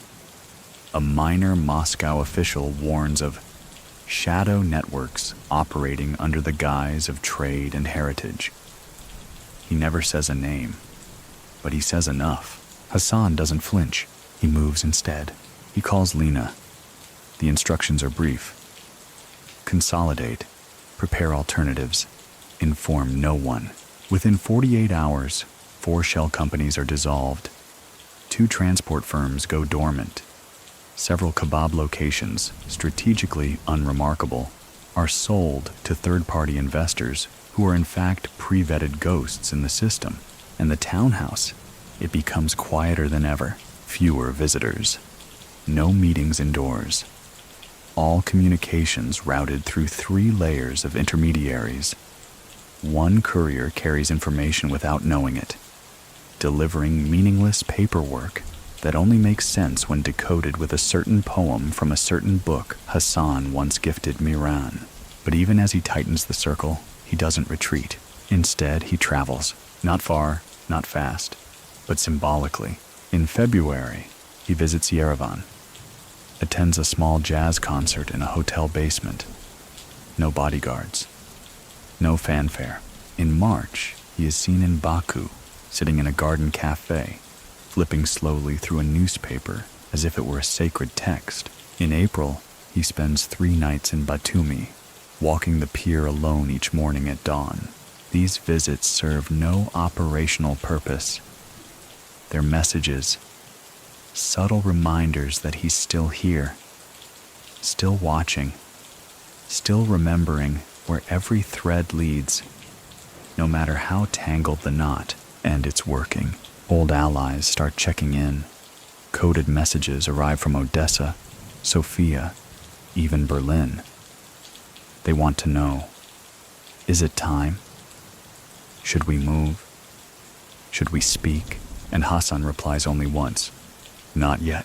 But the pressure doesn't ease. One night, as Victor updates him on the new digital failsafe protocols, a clever system involving dual-entry spreadsheets with automatic corruption triggers, Hassan interrupts. "Victor," he says, "what happens if you disappear?" Victor blinks. "Me? Yes. You, one day. Vanish." I don't know, sir." Hassan nods slowly. That's the flaw. The next day, he restructures everything. No single person will carry more than 60% of any one plan. Not even Victor. Not even Lena. He divides his empire the way an old sailor packs a lifeboat. Balanced, untraceable, but always within reach. Do you remember the dinner with the pocket watches? The ones engraved with, "When the ticking stops, check your shoes." That phrase appears again, this time stitched into the lining of a jacket delivered to a fixer in Warsaw. 2 weeks later, that fixer burns every document in his safe, clears his accounts, and vanishes. No one knows why. But 2 weeks after that, a smuggling route reopens in Lviv. No customs interference, no surveillance, just business as usual, only smoother. This is how Hassan works now. Not in actions, but in ripples. He's less man than current, less architect than weather, but storms still have eyes, and one of them is Tariel Oniani. Tariel's power has grown sharper, dirtier. His reach now bleeds into parts of Spain, France, even whispers in Canada. His crews carry modern weapons, speak in burner code, and don't fear the old rules. Where Hassan negotiates, Tariel consumes. In late spring, a rumor surfaces. Oniani is planning a realignment. The details are vague, but the implication is loud. He wants Moscow. Not a piece of it, all of it. Not through paperwork, through fire. Hassan receives word while sitting on the back porch of his townhouse, sipping chamomile tea. He reads the message twice, says nothing. Then, quietly, he pulls a chessboard from beneath the table and sets up the pieces. White bishop, black queen, 2 rooks. No king. Lena sees it that evening and raises a brow. "You're not playing anyone," she says. "Not yet," he replies, and that's the signal. The very next morning, every operation in and around Moscow is split in half. One half remains as is, visible, mundane, functional. The other half, gone. Absorbed. Folded. Hidden in regions far from where Oniani dares tread. Kazakhstan, Serbia, rural Belarus. It's not retreat, it's redirection. Hassan isn't preparing for war. He's preparing to deny it space. One historical fact that bobs to the surface in this era. By 2009, Russian authorities conducted a record number of white-collar crime investigations targeting non-traditional commerce structures, a phrase believed to describe entities exactly like Hassan's network. It was never official, but it was surgical. And Hassan reads that surgical precision like a second language. Do you remember the phrase he gave Victor? 2 keys, one for the future, one for the fire. Well, the fire key is starting to warm in his pocket, but even now, even as pressure rises, he refuses to show weakness. He still walks in his garden, still feeds stray cats, still sends out coded thank you notes to contacts he hasn't used in years. Because Hassan knows something his enemies don't. You don't win by outlasting fire. You win by becoming too damp to burn. Summer 2010 arrives heavy with stillness. Moscow's sky hangs low, tinted yellow with heat and something unseen. Tension, maybe. Or smoke from wildfires far to the east. Whatever it is, it settles across the city like a fog no wind can lift. And in a quiet townhouse on the outskirts, Grandpa Hasan sits beneath an open window, listening to the faint click of a fan and the even fainter whisper of time catching up. He's aged, no doubt. The weight in his shoulders is more visible now. His steps slower, his hearing not what it once was. But his mind? Still razor wire, still cutting, and cutting is what's required. His network, once a fluid, adaptable beast, is starting to calcify in parts. Some of his lieutenants are growing fat, lazy. New players, smelling rot, move closer, some in silence, others not. The younger generation doesn't care about the code. The Vory v. Zakoni code, the thieves-in-law traditions, the tattoos with meaning, the sentences served in honor. They mean little now. Now it's about volume, reach, fast cars, and faster headlines. Hassan can't relate, but he understands. He's spent years creating a machine built not on blood, but on restraint. It was never about dominance. It was about balance. Now, balance is slipping away, so he does what he always does, simplifies.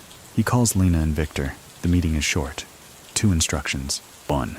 Transfer the remaining assets tied to Moscow operations, quietly, to neutral hands. No heirs, no boasts. Just clean paperwork and graceful exits. 2.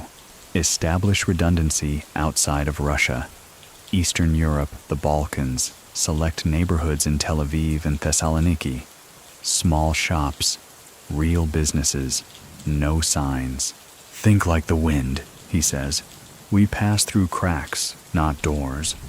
Victor smiles. Lena does not. She sees what this means. It's not an exit, but it is a decrescendo. Do you remember the chessboard he left out, missing the king? That piece returns, but it's placed on the edge this time, far from the center, still on the board, but watching. And then, like clockwork, the storm arrives. Late August, a shooting in broad daylight. Not dramatic, not messy, but unmistakably loud. A mid-level associate of Hassan's, responsible for customs clearance on the Azerbaijan-Russia line, is killed in a quiet cafe in Dagestan. 2 bullets, 1 witness, no arrest. The message isn't new, but it is clearer than ever. Terry Aloniani is making moves. He's growing bolder, less cautious. His crew starts targeting not just rivals, but code holders, Vory men who still follow the old rules. It's sacrilege in their world. But Teriel never cared for religion, only results. Hassan's men urge retaliation. He refuses. Instead, he calls a meeting, but not with underworld figures, with old men. Men from his past. A former port clerk in Odessa, who once hid a weapons shipment inside barrels of anchovies. A retired inspector from Tbilisi who falsified documents not for bribes, but for principle. A former prison tattooist who stopped working after Hassan warned him. No names, just stories. They gather not to plot, but to remember. In a dusty room above a bakery in Yerevan, they sit on creaking chairs and drink weak tea. And Hassan listens, not as a boss, not as a legend, as a man who wants to understand what's still worth saving. One mainstream historical fact. In 2010, a wave of organized crime arrests spread across Eastern Europe under joint EU initiatives, but Russia remained curiously untouched. Many believe this was due to informal arrangements between criminal groups and political players, silent pacts that held the line. Hassan refused those pacts, and that refusal, in this climate, is dangerous, so he tightens further. By autumn, His name is no longer spoken in meetings. All instructions go through layers of metaphor and memory. Payments are rerouted through Armenian agricultural co-ops. Messaging travels via bakeries, libraries, old women with shopping carts full of fake newspapers. He becomes less a man, more an idea. Many people still think that it was during this time Hassan began preparing his true exit. Retirement not from life, but from visibility. That he planned to vanish and let the system he built live on without his face. So what do you think? Can a man like that ever really leave? Or is the shadow too large to step out from? There's a curious moment that autumn. One evening, as he closes up his garden gate, he finds a note tucked beneath a brick. No handwriting, just a symbol. A rook. It's a reference, deep, old, specific. Only 3 people could have known it. One is dead, one is in prison, the third is Teriel. Hassan burns the note. Then, the next morning, he walks to a bookstore. He buys a thin volume of Persian poetry, walks back home, and places it on his shelf, backward, spine hidden. Lena finds it 2 days later. "You expecting someone to read this?" "No," he says. "I'm reminding myself what I never want to forget." What's that? That nothing is permanent, not even silence. In the weeks that follow, small gifts begin appearing on the porches of families long forgotten by the underworld.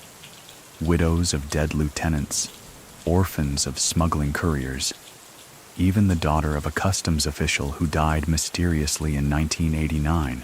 Each package contains money, but also, more strangely, a page from a diary. His diary, photocopied, anonymous, just a passage. One reads, "I never asked them to die. I only asked them to wait." Another, "My power was borrowed from men who had nothing left to lose. I paid them in patience." No one knows where these pages are coming from, but the effect is unmistakable. Teriel's name becomes louder, but Grandpa Hassan's presence, it becomes mythic, because now he isn't just a boss. He's a ghost that remembers. Winter drapes 2011 across Moscow like a closing curtain. Thin, frigid, and final. The city buzzes with artificial optimism, but the undercurrent is unmistakable. Something is shifting, and not in anyone's control. Even the air feels different, sharper, like it's listening. Grandpa Hassan wakes each morning earlier than necessary. He doesn't sleep much these days, not from fear, not from guilt, but from calculation. He's watching the clock tick not toward death, but toward convergence. All the threads, all the choices, all the silences, they're beginning to knot at the center of something he cannot name, but deeply understands. Still, the machine runs. His network, once stretching fluidly across post-Soviet borders, is now taut, smaller in territory, but tighter in control. He's shed the excess, the boastful, the erratic. What remains is lean, essential, and more obedient than ever, and more afraid, because word is out. Something's coming for Grandpa Hassan. The whispers range from assassination plots to full takedowns coordinated from rooms that don't have names or light switches. Others say it's not the state, but Teriel, sharpening a knife he's been holding since that Spa Town conversation years ago. Hassan doesn't react. He reflects. Do you remember the old chessboard he used to keep near the kitchen? The one missing the king piece until recently? That board now lives in a glass case. Not because the game is over, but because the game has changed. Now he plays on a different board entirely. He begins writing again. This time, not for planning, not for messages, but for himself. Handwritten notebooks, each labeled only with a date and a proverb. When wolves fight in daylight, the bear watches. Blood talks, silence remembers. The one who watches the fire too long forgets where the door is. He gives these notebooks to no one, but one night, Lena finds one left open on his desk. A single line written across the entire page. If I disappear, let it be in silence, not in fire. By now, his presence in Moscow is near mythical. No photos, no phone calls, just sightings, suggestions. A man seen entering a tea shop at dawn, an old figure nodding at a market stall, a whisper that a deal was brokered only because the old man approved. He's become folklore while still breathing. But not all stories end softly. In early spring, 2 of his lieutenants are arrested in Kaluga on weapons charges. The case is weak, manufactured, most say, but the arrests are symbolic, and it rattles the web. Miran, nearly blind now, taps through the townhouse halls with a cane, muttering. They're warning him, but they forget he's already warned himself. Then comes the sealed envelope. No return address, no name. Just a courier with calloused hands and instructions to deliver it personally to Grandpa Hasan. Inside, a photo. Hassan, seated, drinking tea. Taken from across the street, blurred by glass and distance, but unmistakably recent. Underneath, one line scrawled in blocky ink. Even ghosts leave footprints in snow. He doesn't tell anyone, but that night, he walks to the garden, breath rising like steam, and lights a cigarette for the first time in years. He smokes it slowly, thoughtfully, then crushes the butt into the dirt and goes back inside without a word. The next morning, 5 key transfers happen. Not financial, operational. His most sensitive nodes are handed off to secondary operatives who don't even know who they're working for.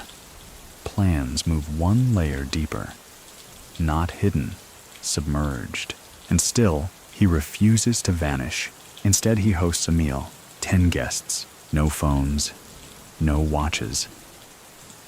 All food cooked by Hassan himself in a small side kitchen with cracked tile and copper pans older than some of the attendees. They eat lamb with rice, figs with honey. And at the end, he speaks. Only once. You all came here wondering if I'm dying, he says. I am, just like you. Pause. But I've done it slower, that's all. No one laughs. No one claps. They just eat quietly, nod, and one by one, excuse themselves. Do you remember the painting he once sent to a careless associate? The sunset over broken piers? That painting now hangs above his fireplace. It's signed now. Hassan, du Sabinolar. That's how deliberate he's become. Every move is both a memory and a message. And yet, not even the old man can control everything. Late that year, 2 major political purges sweep the lower tiers of law enforcement. FSB reorganizations, new appointments, old favors voided. And then, in December, a name appears on a list of persons of interest, not Hassan's, but Victor's, the young coder, the dual-key genius, the boy with fake glasses and real instincts. He disappears. One morning, he's running diagnostics on a courier encryption route. The next, he's gone. No signal, no word. Just an empty apartment and a teacup still warm when found. Lena is the first to panic. Miran prays for the first time in 30 years. Hassan, he visits Victor's empty apartment himself. Takes nothing, says nothing. Just leaves a note on the desk. 2 keys, Victor. Never forget the second is silence. Weeks pass. The system still functions. The fail-safes hold. But Grandpa Hasan begins walking slower. His meetings become shorter. He no longer reads the ledgers at night. And for the first time in decades, he calls a doctor. One mainstream historical fact. In 2011, the FSB issued several statements about stabilizing high-risk economic channels across the Caucasus and central Russia. The language was vague, but insiders whispered the operation's unofficial nickname, Snowglass, because everything they touched shattered quietly.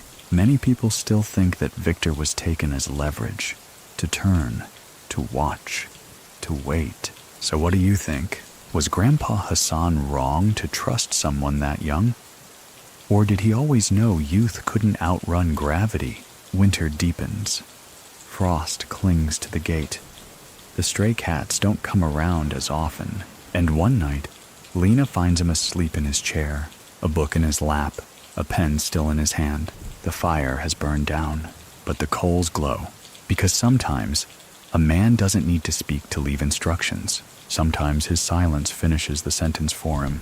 The first snow of 2012 falls quietly, as if not wanting to interrupt whatever it is that Moscow has become.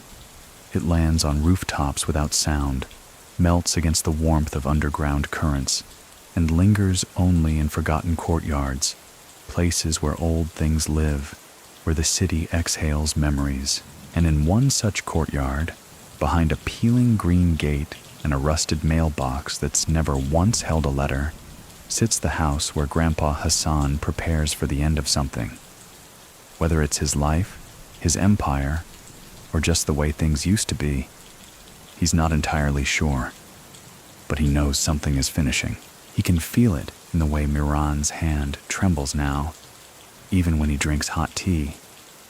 He hears it in Lena's voice, quieter, careful, as if each word she speaks has been counted in advance. He sees it in the spaces that used to be filled by Victor's footsteps, now replaced by silence that stretches longer than it should. The world is not collapsing. It's receding, not with a bang, but with slow subtraction, one contact at a time, one route abandoned, one face gone. But Hassan doesn't chase. He consolidates. Do you remember the proverb he wrote on the cover of his last journal? If I disappear, let it be in silence, not in fire. That line becomes a guiding light now, not just for him, but for those who still believe in what he built. Lena begins executing the stillness protocol. It's not dramatic. It doesn't involve guns or vaults. It's just quiet exits, one by one. Bank accounts closed, shelves emptied, ledgers burned, not out of fear, but out of respect. This isn't a purge. It's a preservation. Meanwhile, Hassan begins hosting sessions, small gatherings. 3 people. Maximum. Always people from the old days. Not the famous ones, but the ones who mattered. The man who once smuggled radio parts hidden in jars of plum jam. The woman who coordinated exit routes through farm co-ops in the 90s. A mute courier who carried notes taped behind postage stamps and never failed a single delivery. They come, they eat, they reminisce. Sometimes they speak. Sometimes they just sit and share the quiet. And always, before they leave, Hassan gives them a gift. A small stone, smooth and round, no bigger than a coin. No markings, no explanation. Just a weight in the hand, a memory made solid. One day, Lena asks what they mean. Hassan smiles. Reminders. Of what? That some things don't need to be passed down. They just need to be carried for a while. And the past, it seems, is getting heavier. In March, a warehouse fire in Smolensk takes out the last storage point connected to his Moscow logistics stream. No casualties, no investigation, but the message is there. Tari Aloniani has begun finishing what he started. He's no longer seeking power. He's seeking inheritance, not to lead what Hassan built, to erase it. But Hassan still doesn't strike. Instead, he vanishes for 6 days. No one knows where. Not Lena, not Moran, not the drivers. When he returns, he's thinner, a scratch along his neck, a limp in his left leg. He refuses to say where he went, only, had to remind someone I still remember how to walk at night. It's the most cryptic he's been in years. After that, a shift begins. He writes less. He walks more. Each morning, he strolls the perimeter of the garden. Each afternoon, he stands in the back hallway, listening to old radio broadcasts on a machine that needs gentle taps to stay alive. And every evening, at precisely 7 p.m., he opens the front door, looks out at the empty street, and nods once, whether someone is there or not. Routine, like prayer, without the deity. Meanwhile, the world outside moves on. In April, a major underworld figure in St. Petersburg is arrested. The media speculates about power realignments.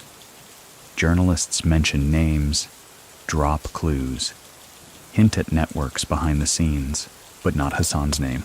Never Hassan's. Because Grandpa Hasan never left footprints deep enough for cameras. Still, those who matter know he's fading. One mainstream historical fact. During this period, Russia saw the lowest conviction rates for organized crime suspects in over a decade, not due to innocence, but to silence. Witnesses recanted, evidence vanished. People forgot. Hassan didn't forget. He just stopped reminding others. But the past has its own ways of waking. In May, an old photograph appears in a foreign newspaper. A grainy shot of a younger Hassan, taken decades ago outside a cafe in Sochi. He's mid-laugh, hand on another man's shoulder. The article makes no mention of him. The man identified as someone else, but the image sparks conversations. Private conversations. Suddenly, old names return to the surface. People from the 80s call in favors. Questions are asked in embassies. A few border agents are rotated, quietly. And Lena, ever the listener, hears a rumor she doesn't like, that someone in Spain is building a documentary project. She tells Hassan. He shrugs. If they want to find a ghost, let them. But what if they do? He pours tea. Then I hope they find nothing worth filming. Still, precautions are taken. More exits. More closures. One particularly symbolic. The kebab shop in Rostov, his oldest still-standing front, closes for renovation and never reopens. The tiles are stripped, the sign removed. Inside, a handwritten note is left behind, framed and sealed. Better to feed 10 strangers than owe one favor. No one claims it, but word spreads. And then comes summer. Heat drips from the ceiling tiles. The air feels bloated, thick with waiting. Hassan moves slower, eats less. But his mind, still sharp, still watching. One evening, as the sun fades, he calls Miran into the room. They sit in silence for 15 minutes. Then Hassan says, "Do you remember the day we found that boy under the freight car?" Miran nods. He was missing 3 fingers and still tried to give us a map. Another nod. "He was brave," Hassan says. Pause. "I think I'm tired of being brave." Moran grips the table, doesn't speak. Hassan continues. "If I go soon, don't mourn. You'll outlive me," Moran says. "Not likely," Hassan whispers, and stares into the window, where his reflection waits. "Do you remember the small oil painting of the broken pier? That painting is now gone from the fireplace wall. In its place, a mirror, framed in brass, slightly cracked at the bottom corner. August 2012 arrives not with thunder, but with a hush so deep, it rattles even those who have spent their lives moving in silence. The air in Moscow thickens, not just with heat, but with something more difficult to name. Something like expectation. The city holds its breath. And somewhere beyond the concrete and glass, in that unremarkable townhouse with ivy creeping across its rear wall, Grandpa Hasan reads the signs like an old farmer watching for rain. He knows something is coming, and he's made peace with it. He doesn't tell anyone. Not Lena, not Moran, not the few remaining couriers who still come at dusk to collect hand-sealed notes. But his gestures have shifted. The way he lingers longer in doorways. The way he folds his scarf twice now instead of once. The way he clears the table with his own hands after dinner, as if no one else should be left with the task. He's unburdening, unwinding, preparing. There's a finality to his days now. Not dramatic, not cinematic, just clean. Tasks completed fully. Accounts closed properly. Conversations finished without deferral. He even returns a book to a contact in Yerevan that he borrowed in 1993. The note tucked inside simply reads, "Still your friend, still your debtor, but not for long. Do you remember the stones he once gave out? Smooth and unmarked, each placed in the hands of old friends like tokens without explanation. One of them arrives by courier, returned. No note, just the stone. wrapped in paper bearing a faint watermark. A rook. Lena sees it first. She doesn't speak. She just places it on the mantel and watches the fireplace for hours, as if waiting for flames that don't come. And then, almost casually, the first true blow lands, early September. A trusted intermediary in Sochi disappears, not arrested, not killed, just gone. His bank accounts emptied, phone numbers wiped, a storage facility in his name raided quietly by unknown men. The contents? Unclear, but one photograph remains on file. A ledger with initials traced faintly in pencil. AU. It's the first time in decades Grandpa Hasan's name, his real name, is even adjacent to an active investigation. He receives the news while shelling walnuts in his kitchen. He doesn't stop. He simply places one shell into a teacup, then writes a note on a scrap of butcher paper. Every leaf falls when it's ready, not before. He hands it to Lena without looking. She doesn't ask, but she does something she's never done before. She weeps. Meanwhile, outside the small circles of loyalty, Oniani continues to maneuver. His men spread across transit corridors, ports, old logistics lines. Some are turned with money, some with fear. Others simply vanish and are replaced by younger men who speak less and demand more. There are whispers now that Teriel wants Moscow. All of it. Not just the roots, the name, the myth. The seat once held in whispered deference by the man they called Grandpa. But a throne built on fear doesn't inherit respect, and Hassan knows it. That's why, instead of meeting fire with fire, he writes dozens of letters, long, handwritten scrolls rolled and tied in string, each addressed not to allies, but to those who once betrayed him, former competitors, ex-lieutenants turned silent. Even a man in Tbilisi who once tried to poison a caravan bound for Hassan's network. No threats, no scolding, just lines like, "I did not forget you, but I no longer need to remember," and "Your hands once carried fire. I hope they carry water now." The letters are sent with no expectation, but two are returned, one with money, the other with nothing but a photo of three young men smiling in front of a truck. One of them is Hassan, barely 20. The other two are dead now. The photo goes on the wall, no frame. That same week, a final act of sabotage strikes close. A shipment moving through Tatarstan, small, routine, unimportant on the surface, is intercepted. No arrest is made, but the shipment never arrives, and the only record of its contents is gone. It was one of Hassan's final quiet earnings, a test line meant to gauge if he still had control. The answer is clear, and so is the response. He closes shop, not in public, not all at once, but one by one, his routes stop moving. His couriers stop traveling. His safe houses, those still occupied, are emptied within a week.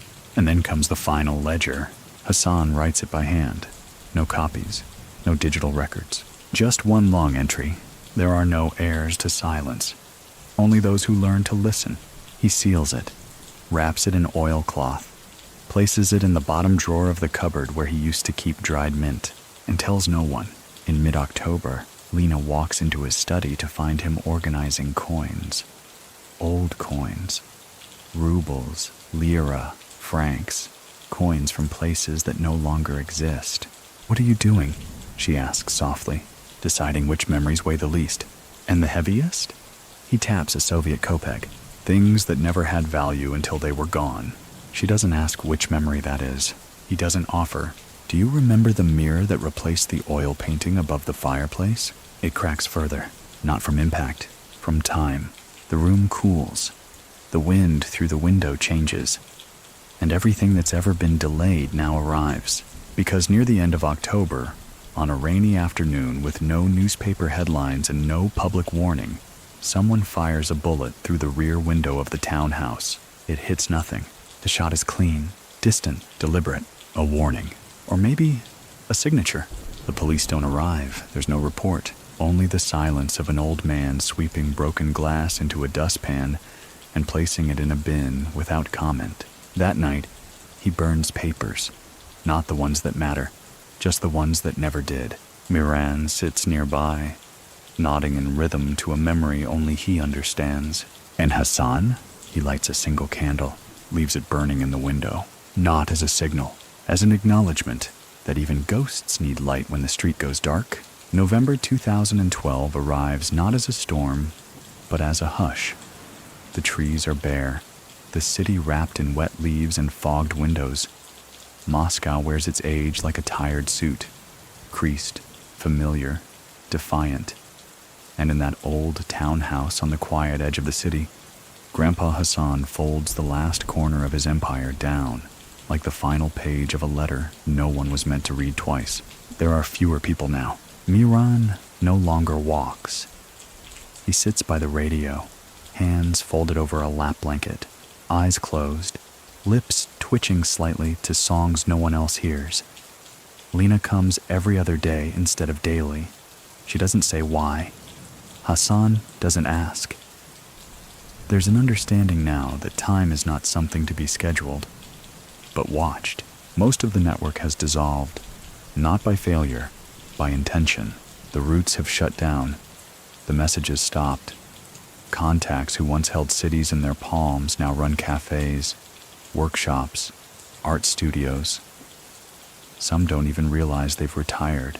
Hassan let them go without saying the word. He knows better than anyone. Exit is not a door. It's a vanishing. There is, however, one piece left. A final shipment. Small, symbolic. An old route, once used for typewriters and transistor radios, now revived for a crate of rare books and a package of dried pomegranates. It's a tribute, not to profit, to memory. The crate is sent east, through Azerbaijan, across the Caspian, into a city where a poet once saved Hassan's life by translating a forged passport into rhyme. The poet is long gone, but the gift arrives, and in return, a small parcel makes its way back. Inside, a wool scarf, hand-stitched, deep blue. Tucked in the fabric is a slip of paper. No fire for the fire maker, only winter. Do you remember the letter Hassan once left for Victor? 2 keys. Never forget the second is silence. That line appears again now. Engraved in a silver plate Lena finds one morning in a drawer next to the tea tins. The plate is attached to a small, sealed box. Hassan says nothing about it. She doesn't ask. She just places it in her coat pocket.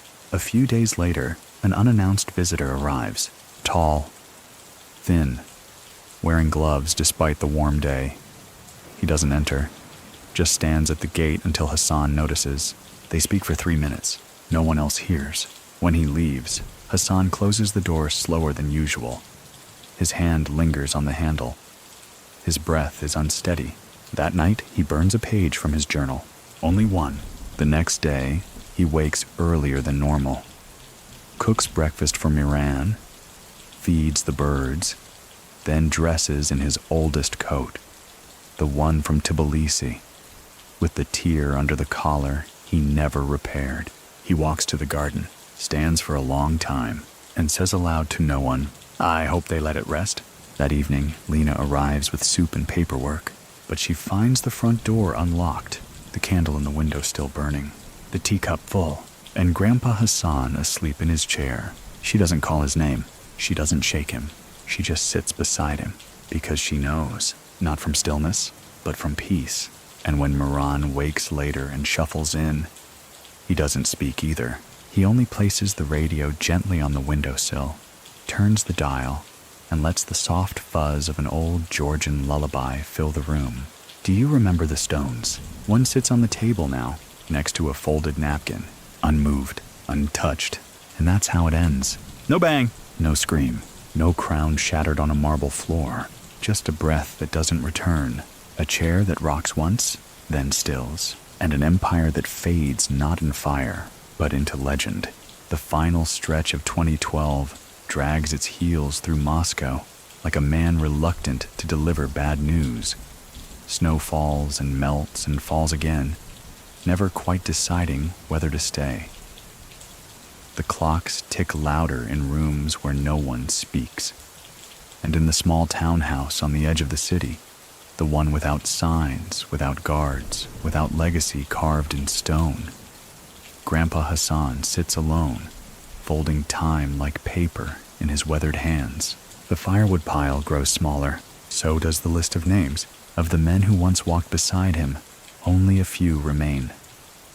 Moran no longer rises from the chair near the window. His gaze drifts, unfocused, to some distant road only he can see. Lena comes daily again, but her visits are quieter now, purposeful. She doesn't ask what needs doing. She already knows. The Empire, what's left of it, moves like breath in sleep. Steady, slow, unconscious. It still exists, technically. Routes still flow. Accounts still tick. But it's a ghost of its former self. Intentional. Designed. Hassan always said, if a storm comes, make your empire small enough to fit in a whisper. And now, his kingdom lives entirely in the margins. One bakery in Sofia, a rug shop in Thessaloniki, a customs official in Batumi who sends postcards instead of reports. That's all that's left, and it's enough. But still, the shadow of Teriel Oniani stretches longer. He's louder now, more so than ever. His men openly challenge the code, rewrite the etiquette, erase the lines. In parts of Moscow, they refer to him not as a thief in law, but as something more blasphemous. A king, and kings don't like ghosts. There's a quiet rumor that Teriel's people have begun pressing for a resolution. Not in courts, not in meetings. In action, no more respect for age. No more waiting for nature. A bullet, they say, would be faster.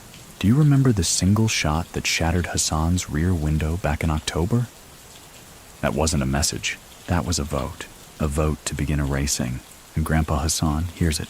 He begins preparing not for war, but for after. First, he instructs Lena to gather everything. Not money, not records, stories. He wants the full oral chain preserved. The real one. Not the myths, not the legends, but the bridges. The time he paid a bribe in bread and not cash. The time he saved a woman from deportation by faking a wedding. The story of how he once stopped a war over sea cucumbers in the Black Sea. Let them forget the empire, he says, but not the compass. So she records cassette tapes, real ones, analog, labeled by cent. She places a sprig of thyme inside the case of the one about Georgia. A flake of dried tobacco in the one about Odessa. A single rusted screw in the envelope marked Baku, 1991. No digital trail, no searchable archive, just memory, shelled like seeds, ready to be buried where the light can't find them. Meanwhile, Hassan does something unthinkable. He writes a letter to Teriel, just one page. It contains no insults, no surrender, no bravado. It contains a recipe. Lamb stew with walnuts and pomegranate. His grandmother's, handwritten in his slow, slanted script. No signature. He sends it through a courier who doesn't know the language, but knows the address. It arrives, apparently. Teriel never replies, but 3 weeks later, a car following Lena home is rear-ended by a truck that never stops. She's unharmed. The message, however, is crystal. That same night, Hassan calls her in. He's calm. He's wearing the same scarf he wore the day he was released from his first prison sentence. And he tells her, "You're done now." "What?" "You've carried enough. Let go." "I'm not leaving." "You are." I'm not asking." She doesn't respond. Just stands there, coat still on, unsure if this is exile or protection or both. Then he says it again, softer. "Let go." And she does. 2 days later, she disappears. No goodbye, no contact. Just gone. Moran asks about her once. Hassan lies, says she went abroad to help a friend. but he watches the window for a full hour afterward, because letting go of her, that was the first real cost. Do you remember the ledger he once sealed in oilcloth, tucked beside the dried mint? He opens it again, only once, adds a final line.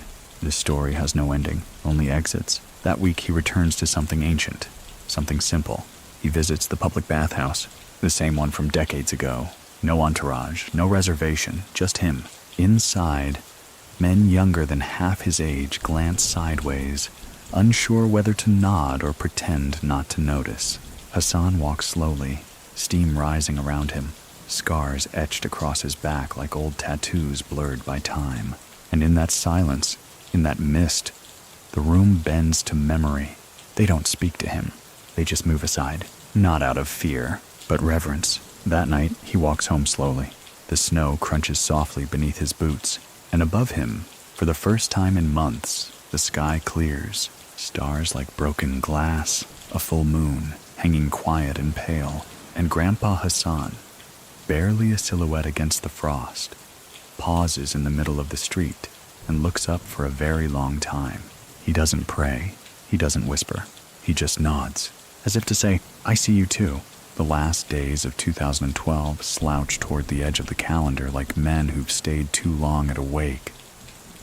Moscow has already lit its holiday lights, red and gold, festive, blinking, but the celebration feels hollow in the back streets. In those parts of the city where silence still buys safety and names are spoken without vowels, the name Hassan has all but vanished. It's not because they forgot. It's because they don't dare remember out loud. At the townhouse, the lights are dim. One window is boarded, not repaired. The garden is overgrown, frozen, still clinging to the brittle bones of autumn. Inside, Miran sleeps most of the time. His breathing rattles like wind through dry reeds, and even when he's awake, his words come scattered. Half memory, half prayer. Grandpa Hasan tends to him quietly. Warm broth, blanket adjustments, radio tunes just above a whisper. And when Miran sleeps deeply, Hassan sometimes sits beside him and reads, not aloud, but to himself.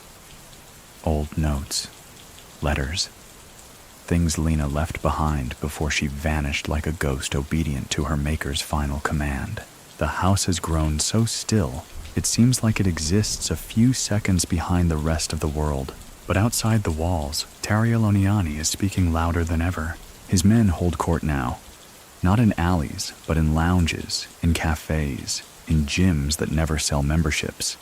They speak of networks, yes, but not as lines of trust, as conquests, as assets. Where Hassan once moved goods through favor and foresight, Tariel now moves fear like a currency. And he's made it clear. He doesn't want to inherit Hassan's shadow. He wants to erase it. There's talk that Tariel has paid off a senior officer in the ministry, that a file has been opened, an old file, dusty, probably fake, but with Hassan's name on the first page and a number circled in red ink. The number isn't a bank code, it's a location, the townhouse. So Grandpa Hasan prepares not to flee, to vanish properly. First, he sends the final letter, addressed to no one, mailed to a P.O. box in Moldova that no longer exists. Inside, a photo of the garden, taken from the back step, faded, curled at the corners. On the back, scrawled in his careful hand, if the tree still stands, I'm still home. Then, he takes down the mirror above the fireplace, the one that replaced the painting. He wraps it in newspaper, sets it by the door, not for transport, for disposal, because he no longer needs to look at who he was. And when he opens his final journal, he doesn't write parables. He writes names, not many, just a few, each followed by a phrase. Victor, the boy who saw too clearly. Tariel, born with a hammer, never learned to build. Lena, the daughter I never deserved but tried to. Miran, my first mirror, my last one too. He closes the book, doesn't lock it, just slides it under the bed. In the following days, he uninstalls the signal jammer Victor had once placed in the basement. Why? because no one's listening anymore, or perhaps because now, if they are, they'll find nothing worth hearing. And then one night, soft, windless, uneventful, a knock comes. Not a bang, just a knock. 2 taps. He opens the door. A boy stands there, 17 maybe, nervous, holding a plastic bag. Inside, a tin of tea, a folded note, and a single playing card, king of clubs. The boy doesn't speak, just hands the bag, nods, and disappears into the mist. Hassan stands for a long time at the threshold, bag in hand, breath visible in the chill. Then he closes the door, places the bag on the counter, and opens the note. It reads, "This city doesn't forget. Even if it stops saying your name, there's no signature." But the handwriting, it's Lena's. How it got here? He doesn't ask. He just makes tea. Do you remember the scarf sent from the Caspian, stitched in silence and wrapped with the message, "No fire for the fire maker, only winter"? Hassan wears it now, always, even indoors. And he speaks less, smiles more, but not in joy, in readiness. In mid-December, Miran passes away in his sleep. No suffering, no call for help, just a breath that leaves the room and doesn't come back. Hassan finds him in the morning, sitting upright, hands folded as if waiting for instructions. He buries him alone. No ceremony, no notice, just a patch of soil near the back fence, beneath the tree that survived every Moscow winter since Hassan moved in. He marks the spot with a stone, not the ones he used to give away. This one is different, larger, uncut, unmoved. Afterward, he returns to the house, cleans the room, lights the candle in the window again, and writes one final phrase on the wall above the hearth. Not carved, just chalked. One less story to protect, one more to keep. Then he sits in the chair, scarf wrapped, hands still, eyes on the snow beginning to fall. January 2013 begins not with fireworks, but with the sound of salt trucks scraping over frozen asphalt, the slow grind of a city moving through its own exhaustion. Moscow is quiet. Too quiet. It's the kind of hush that comes before something final. A curtain drawn halfway but not yet dropped. And in that old townhouse, the one no longer watched by anyone who matters, Grandpa Hasan prepares for what he knows cannot be dodged. He's no longer hiding. He's clearing. Each morning, he rises early, makes tea, and burns a single page from a different notebook. Not the ledgers, not the receipts, the parables, the thoughts, the fragments of himself scattered through decades of silence. Each flame rises like a sigh, nothing dramatic, just enough to lighten the load. Do you remember the old radio Miran used to love? It still plays in the corner, barely audible, mostly static. Hassan lets it run, even through the night. Not for news, for presence. The garden is covered in ice. The tree where Miran lies beneath now shivers in wind no one can hear. Hassan visits it once a day. Doesn't speak, just touches the bark. Then returns inside and closes the door softly. But the silence outside is changing. A name reappears. Grandpa Hasan, spoken again. Not by friends, by rivals. Whispers in clubs, hints in intercepted messages. A photo passed hand to hand of the townhouse gate, recently taken. Someone is preparing for a closure. The problem? Hassan's closure began long ago. He knows what's coming. He always knew. And so, he begins planting echoes, small gestures, messages without senders. His method. One night, a bakery in Sofia receives a delivery. An envelope of old receipts and a single photograph. 3 men in a truck, grinning in the sunlight. On the back, "Make good bread. Don't let them buy it twice." In Thessaloniki, a rug shop gets a carpet returned, one it never sold. Sewn into the hem is a note in Greek. The pattern was always inside. You just followed the thread. In Odessa, a dock worker finds a small wooden box in his locker. Inside, a stone, one of the old ones. No explanation. That's how Hassan says goodbye. Not in headlines, but in artifacts. Lena's name is never spoken, but she moves again. A coded phone call. 1 minute, one instruction. He said to plant the tapes. They'll grow where they need to. So she does. One cassette in an old church attic in Batumi. One under a broken cobblestone near a cafe in Vilnius. One inside a guitar case shipped to Berlin marked children's choir instruments. Fragile. This is Hassan's real exit. Not escape. Seeding. Meanwhile, Tariel's network tightens around him. A former contact, someone who once served tea in a train station and passed messages with lemon slices, is found beaten near his apartment. Alive, but silent. In the alley, scratched into the snow beside his body, are the letters AU. It's a signature of sorts. Not that Hassan flinches. He doesn't run, doesn't flail, doesn't warn anyone. Instead, he makes one final visit. He travels alone for the first time in years. No driver, no backup, just him. To Tbilisi, home. The train ride is slow. The border guards glance at his passport and say nothing. One of them, older, looks twice, then lets him pass with a nod that isn't protocol, but recognition. In the city, he stays in a guest house. No one knows. He walks the streets early before they fill. Buys bread from a woman whose mother once helped hide him in 1978. She doesn't recognize him, but he thanks her anyway. And on the second night, he visits the cemetery. The plot has no name, just a flat piece of stone marked with a date and the outline of a mountain. He sits there until the sky bruises and the air begins to freeze his lungs. Then he says, "I've undone what I could. What I couldn't, I buried," and leaves a chess piece on the grave. A rook. Do you remember the rook symbol that once appeared on a note left at his gate? This one is hand-carved, worn smooth, splintered slightly on one side. He made it himself. On the return journey, he doesn't sleep. He watches, not the cities, the people, the way a man clutches his coat on the platform, the way a boy offers his seat without looking, the way a woman counts coins twice before buying tea. He sees everything, because everything is memory now.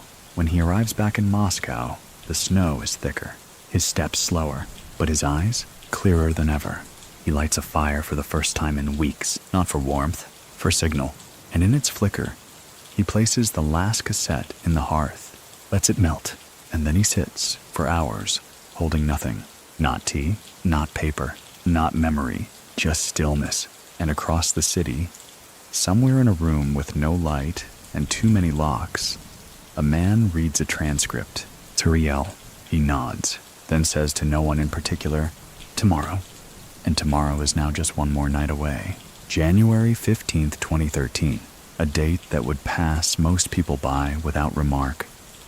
No holidays, no celebrations. Just another bitter morning in Moscow, where the snow piles on rooftops like forgotten debts. But for those who understand the quiet math of timing, this day holds weight. Grandpa Hasan rises before dawn. He doesn't rush, doesn't tremble, just moves with the slow assurance of a man who has folded his final letter, sealed it, and placed it where someone else will find it someday. The old scarf wraps twice around his neck now, and the coat he wears is the one from prison, still patched, still fitting. He makes tea, honey, no lemon, feeds the birds one last time. They don't flutter anymore when he opens the window. They just wait. Then, for the first time in weeks, he opens the top drawer of the old desk. The envelope inside is thin, yellowing, sealed with wax. No address, just a phrase. If found, forget it. He pockets it. Do you remember the chessboard, once left incomplete, then encased in glass? This morning the case is gone. The board is reset, but only one piece sits on it now, the rook. Center square. Everything else, empty. By midday, the street outside is unusually quiet. Snow covers the tire tracks. The candle in the window burns low, almost out, and somewhere a black sedan crawls into view. Not fast, not urgent, just deliberate. It idles in front of the house for exactly 5 minutes. Then a man exits. No weapon visible, no companions, just gloved hands and a hat pulled low. He walks to the gate, pushes it open. It creaks, then closes behind him. Inside the house, Hassan sits at the kitchen table. No papers in front of him. No weapon within reach. Just the scarf, the tea, a single stone resting in his palm. The man enters, doesn't knock. They say nothing, not for a long time. Then Hassan speaks, almost conversationally. "You came alone." The man nods. "Wise," Hassan says. "Too many footsteps make memory loud." The man doesn't sit. He just stands there, near the edge of the room, as if unsure whether this is a job or a ceremony. Hassan leans back in his chair, closes his eyes. "You know I was never a king." "I know." "Then don't crown me in silence. Just close the window when you leave." No reply, just the smallest movement, a pause, and then a single step forward. The candle flickers, and then goes out. What happened next? No one knows. There's no police report, no headlines, no surveillance footage. The house is found empty 2 days later. No body, no blood, no sign of violence. Only the chessboard, still set, the rook unmoved, and the scarf neatly folded over the back of the chair. One mainstream historical fact. In mid-January 2013, a number of low-level raids took place in Moscow, targeting unauthorized cultural organizations. Quiet, coordinated, forgotten. But within that sweep, one private residence was sealed, pending further inquiry.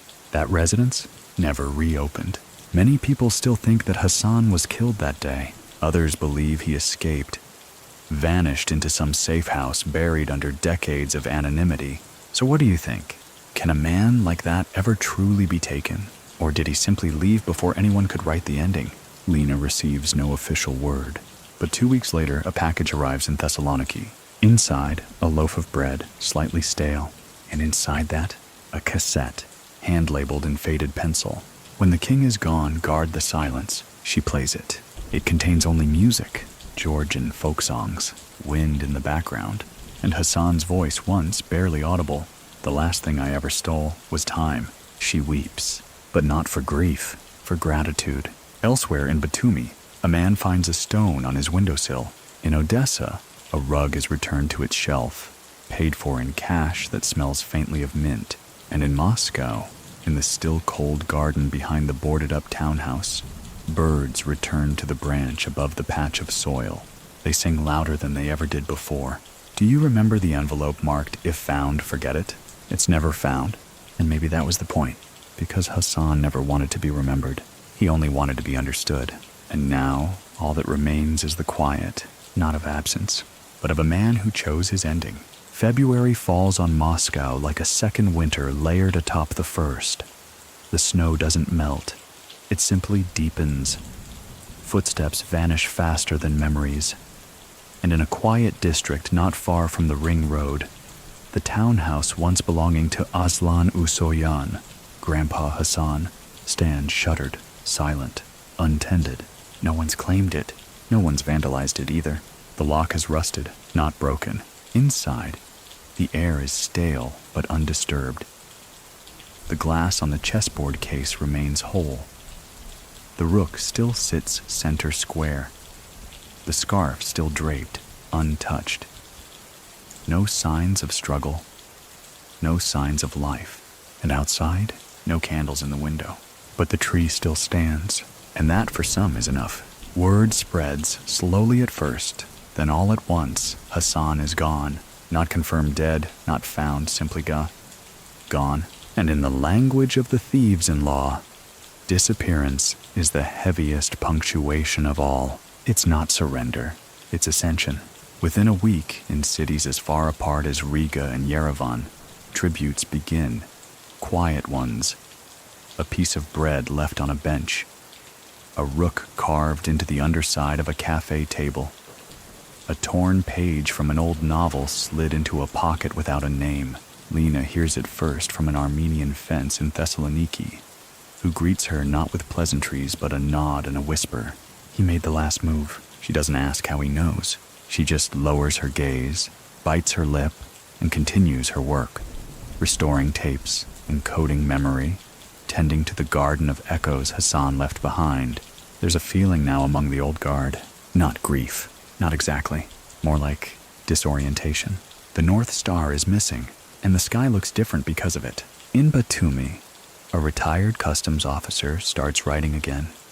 Handwritten letters to people he hasn't spoken to in decades. One line keeps recurring. We let the storm pass but never honored the eye. In Odessa, a small stone disappears from a church altar. No one notices, except the priest, who smiles when he finds a rook carved into the dust beneath where it had sat. In Tbilisi, a baker leaves an extra loaf on the counter every Friday. No charge, no questions, just a note. In case the hunger returns. That hunger, of course, is not for food. It's for guidance, for alignment, for the old compass. And in the absence of Hassan, Tariel Oniani surges. He takes territory without ceremony, claims businesses without charm. No parables, no chessboards, just contracts and blood. His name becomes more feared but not more respected, because people remember the difference. And memory, it turns out, is harder to kill than legacy. Many people still think that Tariel ordered Hassan's death directly, that the man who visited that day wasn't just a soldier, but Tariel's own blood. But no proof ever surfaces. So what do you think? Would a man like Tariel risk creating a martyr out of a myth? Or did Hassan offer himself? One final gift to silence. A clean slate for the world that came after. One fact remains. In early February, an encrypted message circulates among a few high-tier thieves-in-law. Its origin is unclear.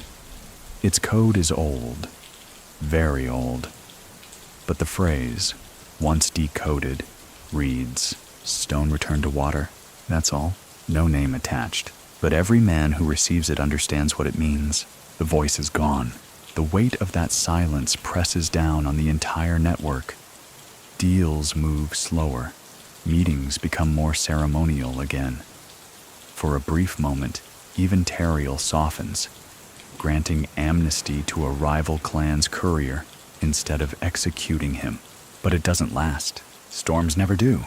By the third week of February, 2 new bodies are found in the outskirts of Yekaterinburg. Both bear rook symbols carved, not into them, but around them, placed nearby, as if to say, this is not revenge, this is balance. And in Sofia, a man receives a rug from a supplier he's never met. It smells faintly of mint and dust. Sewn into the edge is a small paper tag. Memory is the tax of empire. Pay gently. He doesn't tell anyone about it, but he keeps the rug. Lena, meanwhile, finalizes the archive. Not online, not digital. She creates a map, hand-drawn, water-stained, with small symbols marking each planted tape, each stone, each whisper of Hassan left to the wind. It's not meant to be followed. It's meant to exist, because to her, that's the final gift. Permanence without presence. And as the days lengthen and the ice begins its slow retreat, people begin to forget the exact date Hassan vanished, but not the feeling. Not the pause in conversation when someone tells a story and ends it with, he would have known what to do. In the Underworld, that's immortality, not to be worshipped, to be missed. And Grandpa Hasan? Well, he's nowhere now, and everywhere. By March, Moscow is beginning to thaw, but not all the way. Sidewalks are still treacherous, ice clinging like forgotten promises. But the air smells different, lighter, as if the city is breathing again, however cautiously. The townhouse remains untouched. Real estate brokers whisper about its availability, but no one makes a move, not because of the price, not because of red tape, because of him. Even gone, Hassan seems to sit behind the door, sipping tea, listening to whoever dares stand near the gate. The house has become a shrine by omission. The absence is loud, and elsewhere, the echoes continue. In Vilnius, a boy finds a cassette in a thrift shop coat. He doesn't have a player, but he buys it anyway. When he finally listens to it weeks later on his uncle's old stereo, he hears nothing at first, just faint static. Then, music, soft, unfamiliar. Georgian? He doesn't know. But at the 30-minute mark, a man's voice appears. Calm. A whisper. This isn't about me. It's about what you choose when no one is watching. The boy doesn't sleep that night. Not because he's afraid, because he's thinking. Somewhere in Sofia, the rug shop closes without notice. The owner, a man with no criminal record, no known affiliations, leaves a sign on the door. Inventory complete, pattern preserved. No one questions it, because quietly they understand. In Odessa, the dock worker who once found a stone inside his locker begins organizing weekly chess nights. No cash, no prizes, just quiet strategy among strangers. On the third week, a visitor arrives with no name, but plays like someone who's watched for decades. He leaves without saying goodbye, but leaves his final move on the board. A perfect sacrifice of a rook. The message is clear. Grandpa Hasan isn't just a man anymore. He's method. The rituals he left behind, the parables, the silence, the gestures, begin to stitch themselves into the bones of a new generation. Not as rules, as instincts. In Tariel, he grows louder, hungrier, but also thinner, not in flesh, in weight. Each brutal move he makes now feels like a scream into a room already emptied of listeners. He owns more turf, collects more tribute, but he commands less awe. Do you remember the man who once said, "Rooks don't win the game, they hold the line"? That phrase appears spray-painted on a wall in Kutaisi. No one claims it, but someone protects it. Because somewhere between February and March, a new idea begins to crystallize in the underworld. That power without reverence is just a flashbulb, bright, loud, and instantly forgotten. And reverence? Hassan had that, still has it. Lena travels again. Not as often, not as obviously, but always for a reason. She no longer answers to anyone. No more chain of command, no more orders, only instincts. She visits Berlin, Thessaloniki, and Tbilisi in quiet succession. Not to stir memory, but to tend it, to make sure it isn't being twisted. She replaces one stone that was cracked, rewinds a tape someone had filed incorrectly, and in one town, unnamed, unimportant, she finds something left for her, an envelope, no return. Inside, a single dried sprig of thyme and a page torn from a children's book. On the back, a note. When you find the last rook, don't play it, pass it. She doesn't cry, not anymore. She just folds the note and puts it in her shoe, close to the ground, so she can remember where she stands. And even the official world begins to notice. A report circulates in an internal police memo that the absence of criminal activity associated with the Usoyan network may indicate a formal dissolution.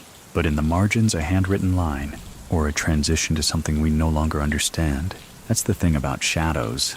They don't disappear. They shift. Hassan's story now belongs to no one and everyone. To the baker who gives change in riddles. To the smuggler who reroutes a shipment because the tide doesn't feel right. To the young pickpocket who only steals from the impatient. He's not worshipped.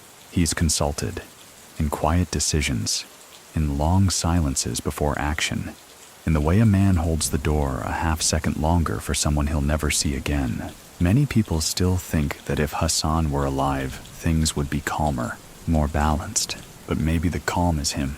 Maybe that's the whole trick. So what do you think? Is legacy something you leave? Or something you plant? A final image? In a dusty village along the Black Sea coast, far from ports and profits, an old man sits on a bench, drinking tea, watching the waves. A boy asks him, "Who built the house with no door?" The old man smiles and replies, "Someone who knew the wind would answer." The boy doesn't understand, but he remembers it, because that's the story now. Not who Grandpa Hasan was, but how he left room for others to become. By early April, the cold begins to lift for real. The ice on Moscow sidewalks breaks into rivulets that run down toward gutters like the last tears from a city too proud to cry. The townhouse, still untouched, sits as it always did. Except now, there's moss climbing the stone. Nature, like memory, always finds a way back in. No one moves in, but someone sweeps the steps, once a week, quietly, just before sunrise. They never stay long. Never enter the house. They just leave a small bundle of dried thyme on the top step, held together with a red thread. It's not a statement, it's a tradition. In Sofia, the rug shop has been replaced by a bakery, but on the back wall, painted behind flour sacks and aprons, is a mural, a rook, stylized, surrounded by swirling lines that might be vines, or smoke, or silence. The artist never signed it, but the owner leaves it untouched. In Tbilisi, a small bookstore receives a shipment with no return address. Inside, 5 copies of a fictional memoir titled Stone, Thread, Silence. No author listed. Each copy contains annotations in the margins, musings, jokes, warnings. They read like the thoughts of a man who once ran a network but now runs only memories. One annotation says, "They all looked for the crown, I held the thread. They sell out in a day." Lena now lives by the water. Not hiding, just reclining. Her days are slow, rhythmic. She speaks less, writes more. Not memoirs, not manifestos, just fragments. Haiku-like riddles. She binds them in red thread and hides them in used books across libraries from Istanbul to Prague. One line repeats across several. Let the rook be the silence after the gun. In Odessa, the chess club has grown. It's no longer a gathering, it's a movement. Rook pins are passed around quietly, not for rank, for alignment, for those who choose pause over violence, strategy over dominance. Tarialoniani notices and doesn't like it. His people whisper about the ghost system, the invisible hand believed to be moving messages, money, and even mercy across the former Soviet underworld. No leader, no structure, just a rhythm. Some say it's Hassan's echo, others say Hassan never existed at all. That Grandpa Hasan was just a composite, made up to give form to a way of life, a parable given a passport. Many people still think that. So what do you think? Was he one man? Or was he the name silence wore to walk through fire? Back in Moscow, the ministry finally clears the townhouse for auction. An agency places a for sale sign in the yard. It's removed within 24 hours. Not by thieves, not by vandals, by wind. The sign is found folded neatly beside the garden gate. A note pinned to it in neat handwriting. Not for sale, not for memory, just for the birds. The agent resigns 2 days later. In a small village near Kutaisi, a man who never finished school begins teaching poetry in a schoolhouse with no budget. Every lesson starts with the same quote: "If your words leave bruises, speak with bread." No one asks where he learned it. They just listen. One mainstream historical fact. Following Hassan's death, a number of criminal operations throughout Eastern Europe experienced unexpected coordination gaps. Shipments disappeared. Messages failed. Some think it was due to infighting. Others suspect a silent sabotage network, a ghost protocol known only to a select few. What's more likely, that Hassan died and the machine forgot how to hum, or that he designed it to stop when the wrong hands took the wheel? Somewhere in the Caucasus, near a grove of birch trees, a child finds a cassette player half buried in the soil. No tape inside, just a folded slip of paper tucked in the battery compartment. It reads, "The tape was never the story.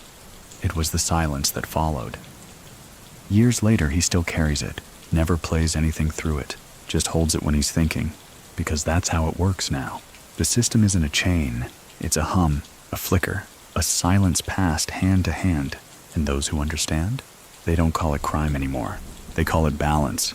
Hassan's name is spoken less and less, but his fingerprints linger. On door frames, on chess pieces, on the rules people follow when no one is watching. In this world, that's the real power. To vanish so well, people walk softer in the space you left behind. May arrives like a secret kept too long, gentle, green, and unburdened. Moscow's streets no longer hiss with melting snow, but hum with the low murmur of life resuming. Tulips bloom near old tram lines, and the sky stays lighter just a little longer each night. And still, The townhouse waits. The steps are swept, the gate oiled, but no one enters. And yet, someone maintains. The ivy is trimmed, the candles unlit, but always fresh. A small bird bath appears in the garden, the kind that seems too delicate for the neighborhood. It's not vandalized. It's refilled every morning. You'd think a place abandoned this long would attract squatters or developers, but it's become something else entirely, an understanding. You don't go into that house unless you're invited. And Grandpa Hasan, well, he hasn't been doing much inviting lately. In Thessaloniki, Lena now teaches short-form storytelling to artists who've never read a rule book. Her sessions are casual, half-whispers, and often end with puzzles.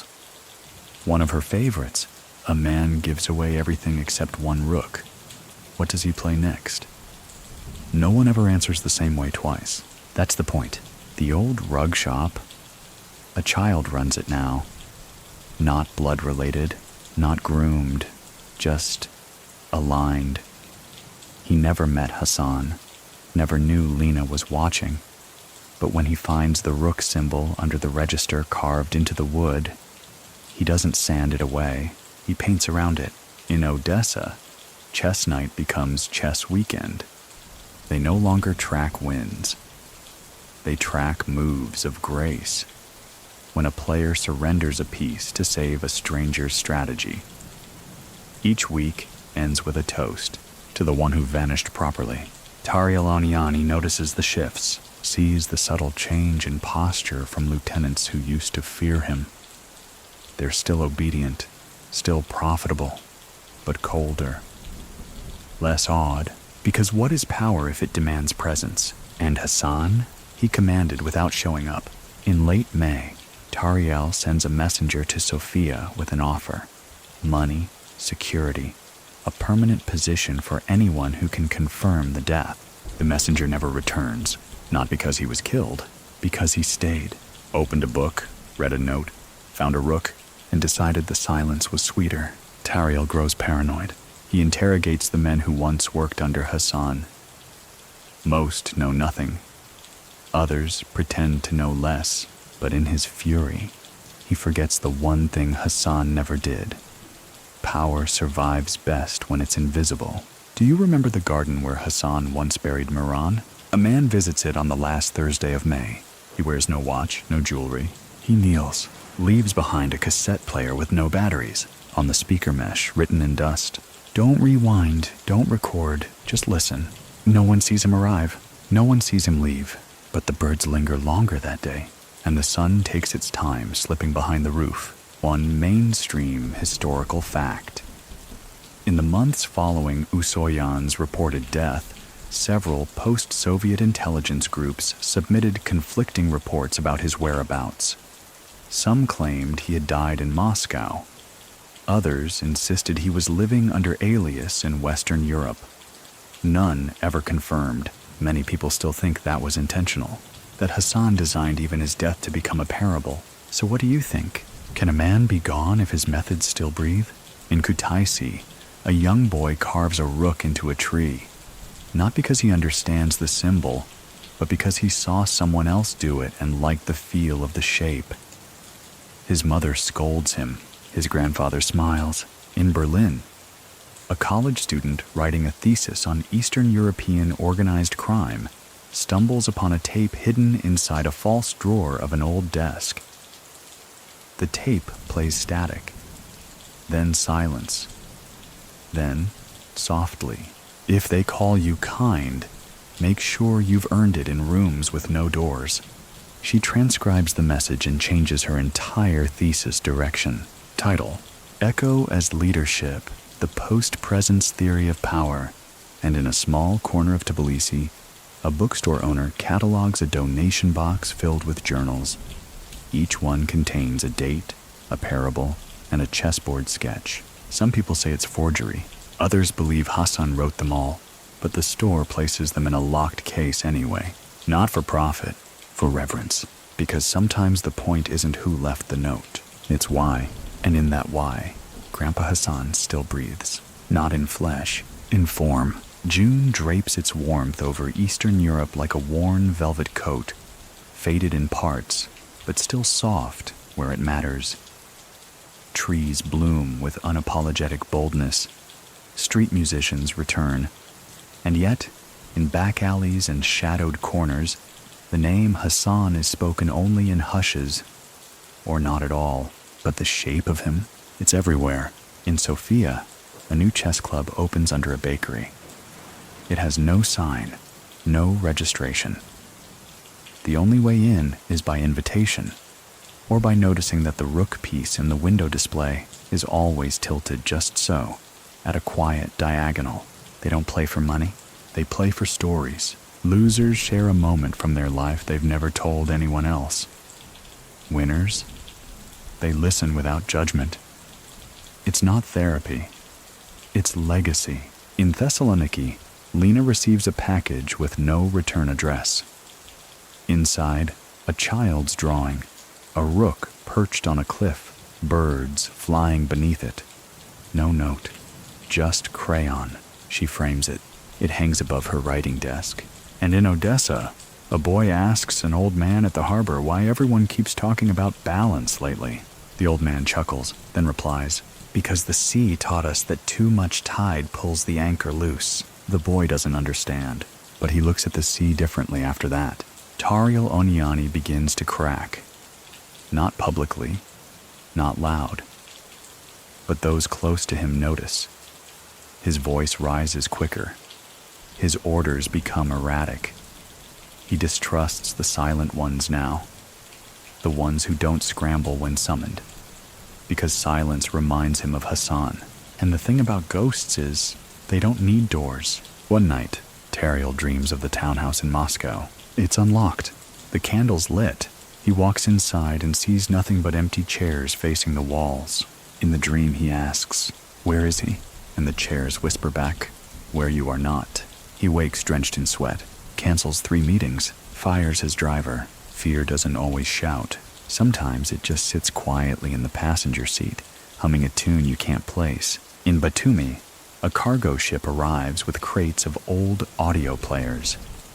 Customs finds a single chess piece hidden in one of the battery compartments. A rook carved from bone, smooth as river stone. No one claims it, but the officer who finds it leaves it on his desk, centered, unmoving. One mainstream historical fact. By summer 2013, several formerly warring factions across the post-Soviet criminal network initiated neutral zone agreements. While no formal cause was cited, independent researchers believe a shared cultural shift toward value over vengeance was at play. Was that Hassan's doing, or just the shadow of his absence? Many people still think that it wasn't about fear or even legacy. It was about tone, that Hassan changed the tone of power. So what do you think? Can the shape of a man outlast his heartbeat?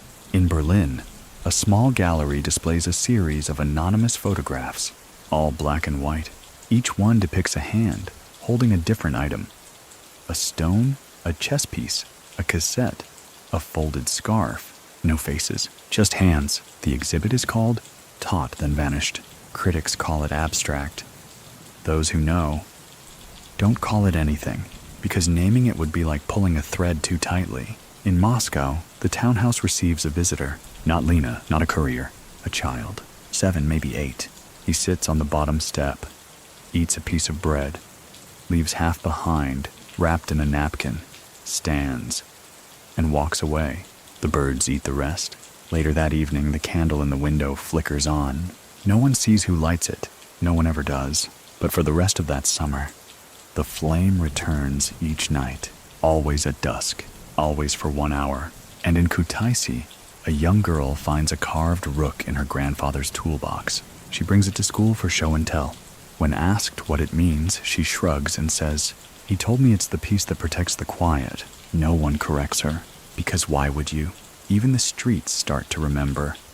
Small gestures ripple through the underworld. Fewer debts are called in blood. More are paid in time. And whispers of a third network begin to spread. Not east, not west, just beneath. It has no boss, only an ethic. And its code? Unwritten, but understood. Don't escalate what silence can settle.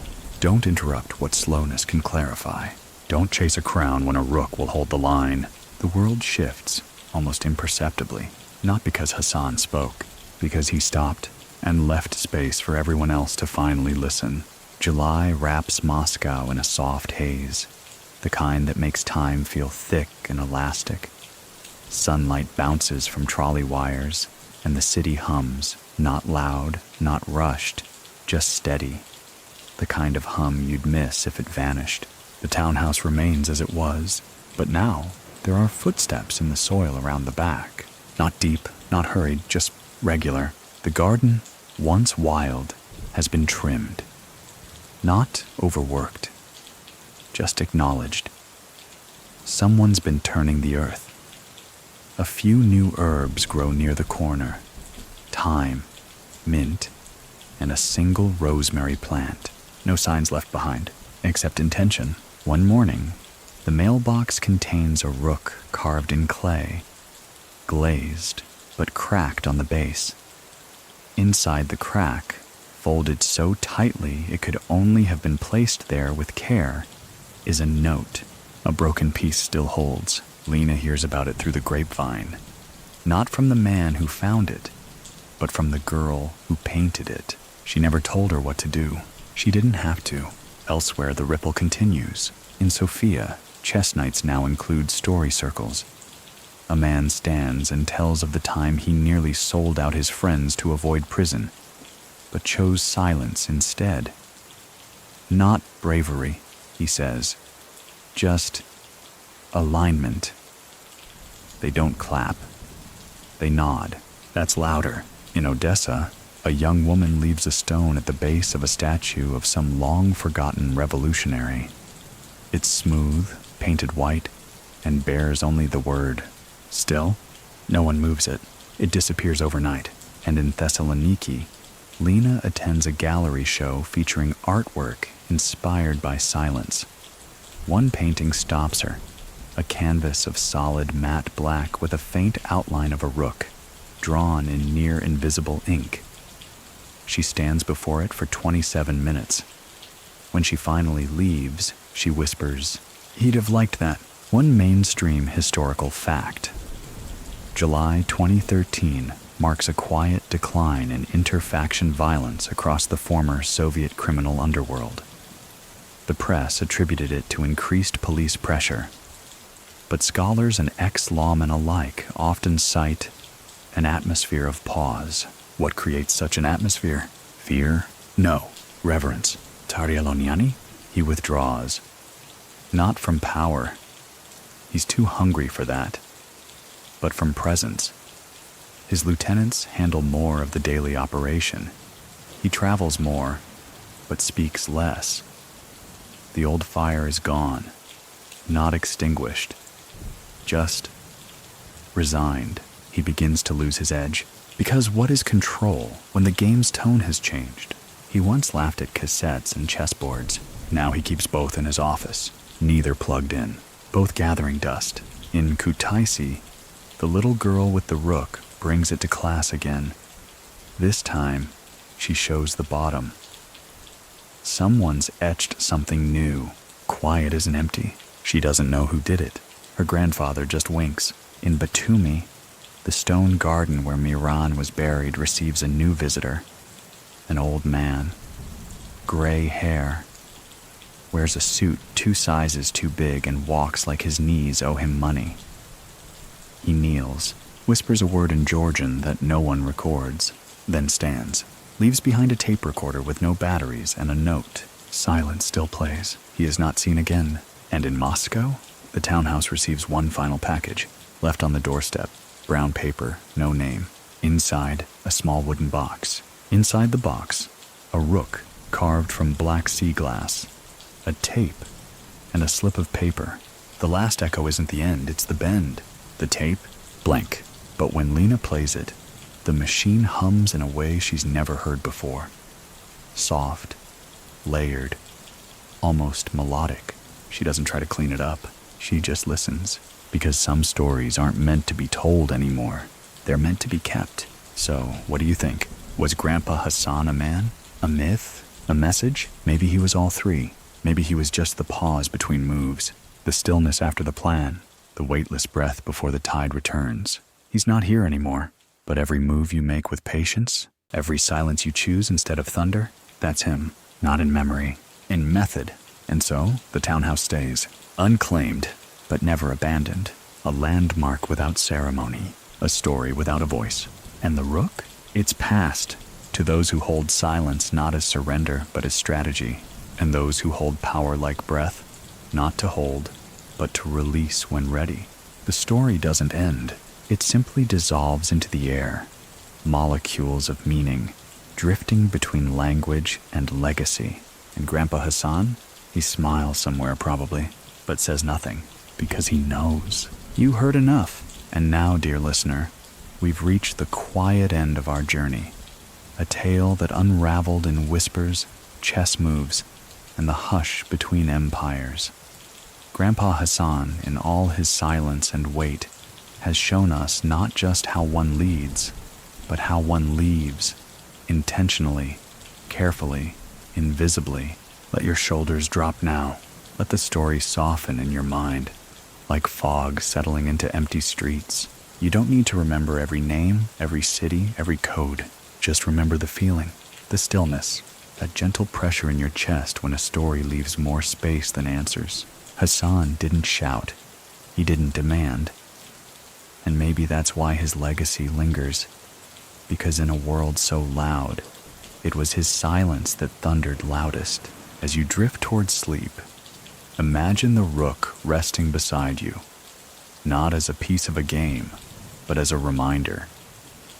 You don't need to move often, just wisely. Close your eyes, let the echoes fade. Let the night hold you the way Hassan held the world. Not tightly, but firmly enough to be felt. You're safe now. You've walked with ghosts, sat with memory, and touched the quiet edge of power. Let go. Let it all dissolve like cassette tape into breeze. You've heard enough for tonight. Sleep well.